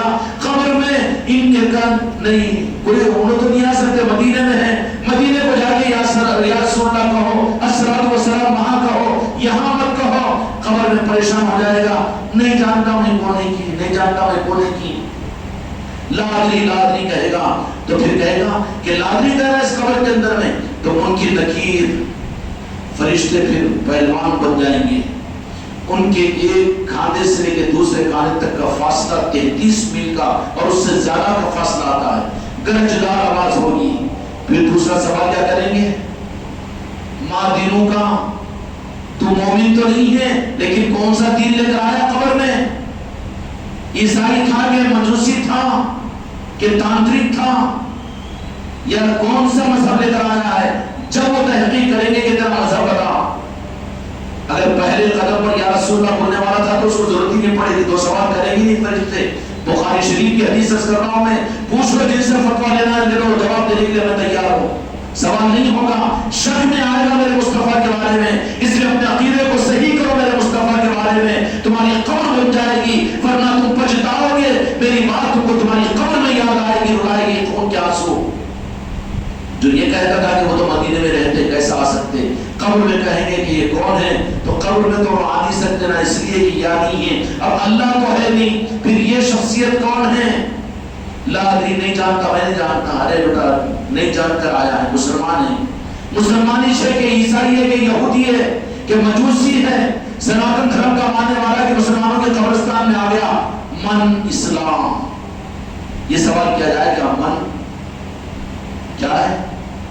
وہ دو سوال بھی بھول گئے تھے، وہ دلاش نہیں ہے تو کہیں بولیں گے ہم تو اپنے آقا کے خطبوں میں پڑھنے کے چکر میں ہم کو ضرورت نہیں ہے، وہ تم یاد کرتے رہو، من ربو کا ماں دینوں کا، ارے اب یاد آیا جو ہے نا جی، پرانے 30-35 سال گھومے نا اس لائن میں، اس واسطے ذرا دیر سے یاد آیا، اب ہوتا یا رسول اللہ اس کے علاوہ کچھ بھی نہیں، حاضر و ناظر میں میرے مصطفیٰ کی ذات ہے، میں تم کو نہیں دیکھ رہا ہوں، تم مجھے نہیں ایسا دیکھ سکتے جتنے میرے مصطفیٰ مجھ کو دیکھ رہے ہیں، تم کو دیکھ رہے ہیں، ہم تم دیکھنے کے قابل نہیں اس کے نہیں، جو قابل ہے ان کو میرے مصطفیٰ بھی دکھتے ہیں، جو قابل ہے میرے مصطفیٰ بھی انہیں دکھتے ہیں، سمجھ میں آئی بات؟ ماں دینوں کا کہ بیٹا کدھر آیا مسلمانوں کے قبرستان میں، بیٹا یہودی ہے کہ عیسائی ہے کہ مجوسی ہے، کیا ہے؟ پھر اب ڈیلیٹ ہوگا، کیا ہوگا؟ اس کو ایڈٹ ہوگی، معلوم کرو تو دوسرا سوال کرے ماں دینوں کا، تو ماں دینوں کا اگر بول بھی دیا بیٹا، بڑا پروفیسر تھا اسلامک ہسٹری کا، بڑی رٹی لایا تھا، بہت گھما تھا، یہ پوٹیاں لے کے اسلام کی خدمت، اسلام کو پھیلا رہے، دین کو پھیلا رہے، تو بولے گا کہ ماں دینوں کا اسلام، اچھا اسلام، تو اسلام میں قبول کرنے والے منافق بھی تھے، یزیدی بھی تھے، تو بیٹا پھر ڈاؤٹ میں آ گیا، تو بیٹا یہ مسلمان بھی تھا کہ کسی قوم کا تھا کہ نہیں تھا، تو من ربو کا کہ اللہ کو بھی مانتا تھا کہ نہیں مانتا تھا، تحقیق کریں گے، اندر گھسیں گے تو اللہ کا بھی سوال کریں گے، اگر جو میرے مصطفیٰ کو کہہ دے کہ یہ تو میرے دو جہاں کے مالک میرے آقا کی ذات تھی، اور اچھل کر میرے مصطفیٰ کے قدموں میں جو پڑ جائے گا وہاں پر جھٹکا لیں گے، ممکن لگے اب ہمارا کو ان کا آئی، چلو ہاں ٹھیک ہے، بس اتنا، جس سے زیادہ کو کچھ بھی نہیں، اس لیے حضرت عمر فاروق رضی اللہ عنہ نے سوال کیا، حدیث میں ہے یہ کہ ممکن لگے اگر سوال کیے تو ٹھیک ہے میرے کون ہے میں وہ تو بتاتا ہوں، لیکن تم کہاں سے آئیے بتاؤ مجھے، ہم سوال کرنے کو آئے کہ جواب دینے کو آئے، تو اللہ تعالیٰ نے کہا کہ وہ ایسے ہی ہے، میرے محبوب کے چاہنے والے ہیں، پھر اس سے آگے غوث الاعظم کے پاس ممکن لگے، ان کے دھوبی کے پاس میں گئے تھے، تو کہا کہ کون؟ کچھ بھی نہیں معلوم، مجھے معلوم ہے غوث پاک کا دھوبی، ارے غوث پاک کا دھوبی، جو سوال کرنا میرے آقا سے کر لو، مجھے کیوں کر رہے تم؟ انہیں آگے نکل رہے ڈرا، یہ کیسا مرید ہے بھائی؟ اب پیری مریدی سے الرجی کیا نا جی، اب پیری مریدی کو نہیں سمجھا نا، نیمبو پانی کی دکانوں کو پیری مریدی سمجھ لیا پاگل، پیری مریدی پتل کے بینیوں کی دکانوں کو سونے کا سمجھ لیا پاگل ہو گیا، پورے اربے روپے لے کے اس کو دے دیا، بینیاں خرید لیا، کیوں؟ پیلا سونا بھی یہ بھی سونا، برباد ہو جائے گا نا، تو بینیاں لے کیا کریں گا؟ سر پہ مار لے گا، پہچان جان آپ کو حافظ کر، تو غوث پاک کا دھوبی بھی کیا کہنے لگا، میرے کچھ بھی نہیں معلوم، میں تو صرف اپنے پیر کو پہچانتا، کون ہے؟ غوث پاک کا دھوبی، ممکن ہے یہ پوچھا، نہیں اس سے زیادہ بولنا بکواس نہیں کرنا، جاؤ غوث پاک کے پاس میں، غوث الاعظم پہنچ گئے، ہاں میرا دھوبی جو سوال کرنا ہے مجھ سے کرو، سرکار آپ سے سوال کیا کریں گے؟ جاؤ پھر کہہ دینا اللہ تعالیٰ سے کہ غوث الاعظم کا وہ مرید ہے، بات رکھی جاتی ہے، ان کی بات رکھی جاتی ہے، سلطان وحید غریب نواز کے مرید بھی ایسی قبر میں پیر بھائی کا شاید ذرا پریشانی، ڈگمگ تھا اندر باہر، مرید رہ کے بھی کبھی آیا کبھی نہیں آیا، آنکھ پچھولی جو کھیلتے نا، ایسے لوگوں کو خطرے میں آ جاتے ہیں وہ لوگ، اور وہ بھی ذرا دیتے ہیں چکما کہ ذرا بیٹے کو بھگتنے دو، رستے پہ لانے کے واسطے ذرا نظر کو ہٹاتے ہیں، جیسے دفنا کے نکال رہے تھے غریب نواز، چیخ مارا انہیں، تو بولے کہ نہیں تم لوگ چلو میں آتا ہوں، بیٹھ گیا وہاں پر مرید کی قبر کے اوپر، منکر نکیر آئے، اب وہ غرنا کی شروع ہو گئی، پریشانی شروع ہو گئی، غریب نواز نے کہا کہ ذرا دو اس کو موقع، کیونکہ آپ کو چوری کھیلتا تھا انہیں پیری مریدی کی لائن کے اندر بھی، کام پورے نہیں ہونے تو پھر کہیں گی پیری مریدی بول کے ہوتا تھا، کام کیا سے پیری مریدی کی، ارے ایسے معاملہ کے ذرا دیتے موقع بھی، اس کے بعد ذرا موقع دیا، پسینے ہو گیا، پریشان ہو گیا، اب تھا کہ جہنم کے دروازے کھڑکیاں کھولنے والے تھے، سناتے نا جی جہنم کی کھڑکیاں کھولتے، صحیح بات ہے، حدیث سے میرے آقا نے فرمایا کا انکار نہیں ہے، کھول رہے تھے کہ فوراً غریب نواز نے کہا بیٹھ جاؤ، کچھ بھی ہو لیکن میرا مرید تھا، جو سوال کرنا ہو میرے مرید کا مجھ سے کر لو، اور جا کر کہہ دینا کہ یہ میرا مرید ہے، اللہ تعالیٰ سے کہہ دینا، مسئلہ حل ہو گیا وہاں پر۔ یہ نظاموں کے لیے کام آتا ہے۔ اگر دنیا ہی کے اندر میں اگر آپ مجھے نہیں کہتے تو پریشان ہو جائے گا۔ اس لیے میرے بچوں، اللہ تعالیٰ اس میلاد کی خیرات مجھ کو تم کو نصیب فرمائے۔ ابھی چند دن باقی ہے، اس کو بوجھ مت سمجھو، بلکہ روزانہ عظمت اور عزیمت کے ساتھ ہم سب تم سے زیادہ میں بھیک مانگنے کے لیے آ رہے ہیں۔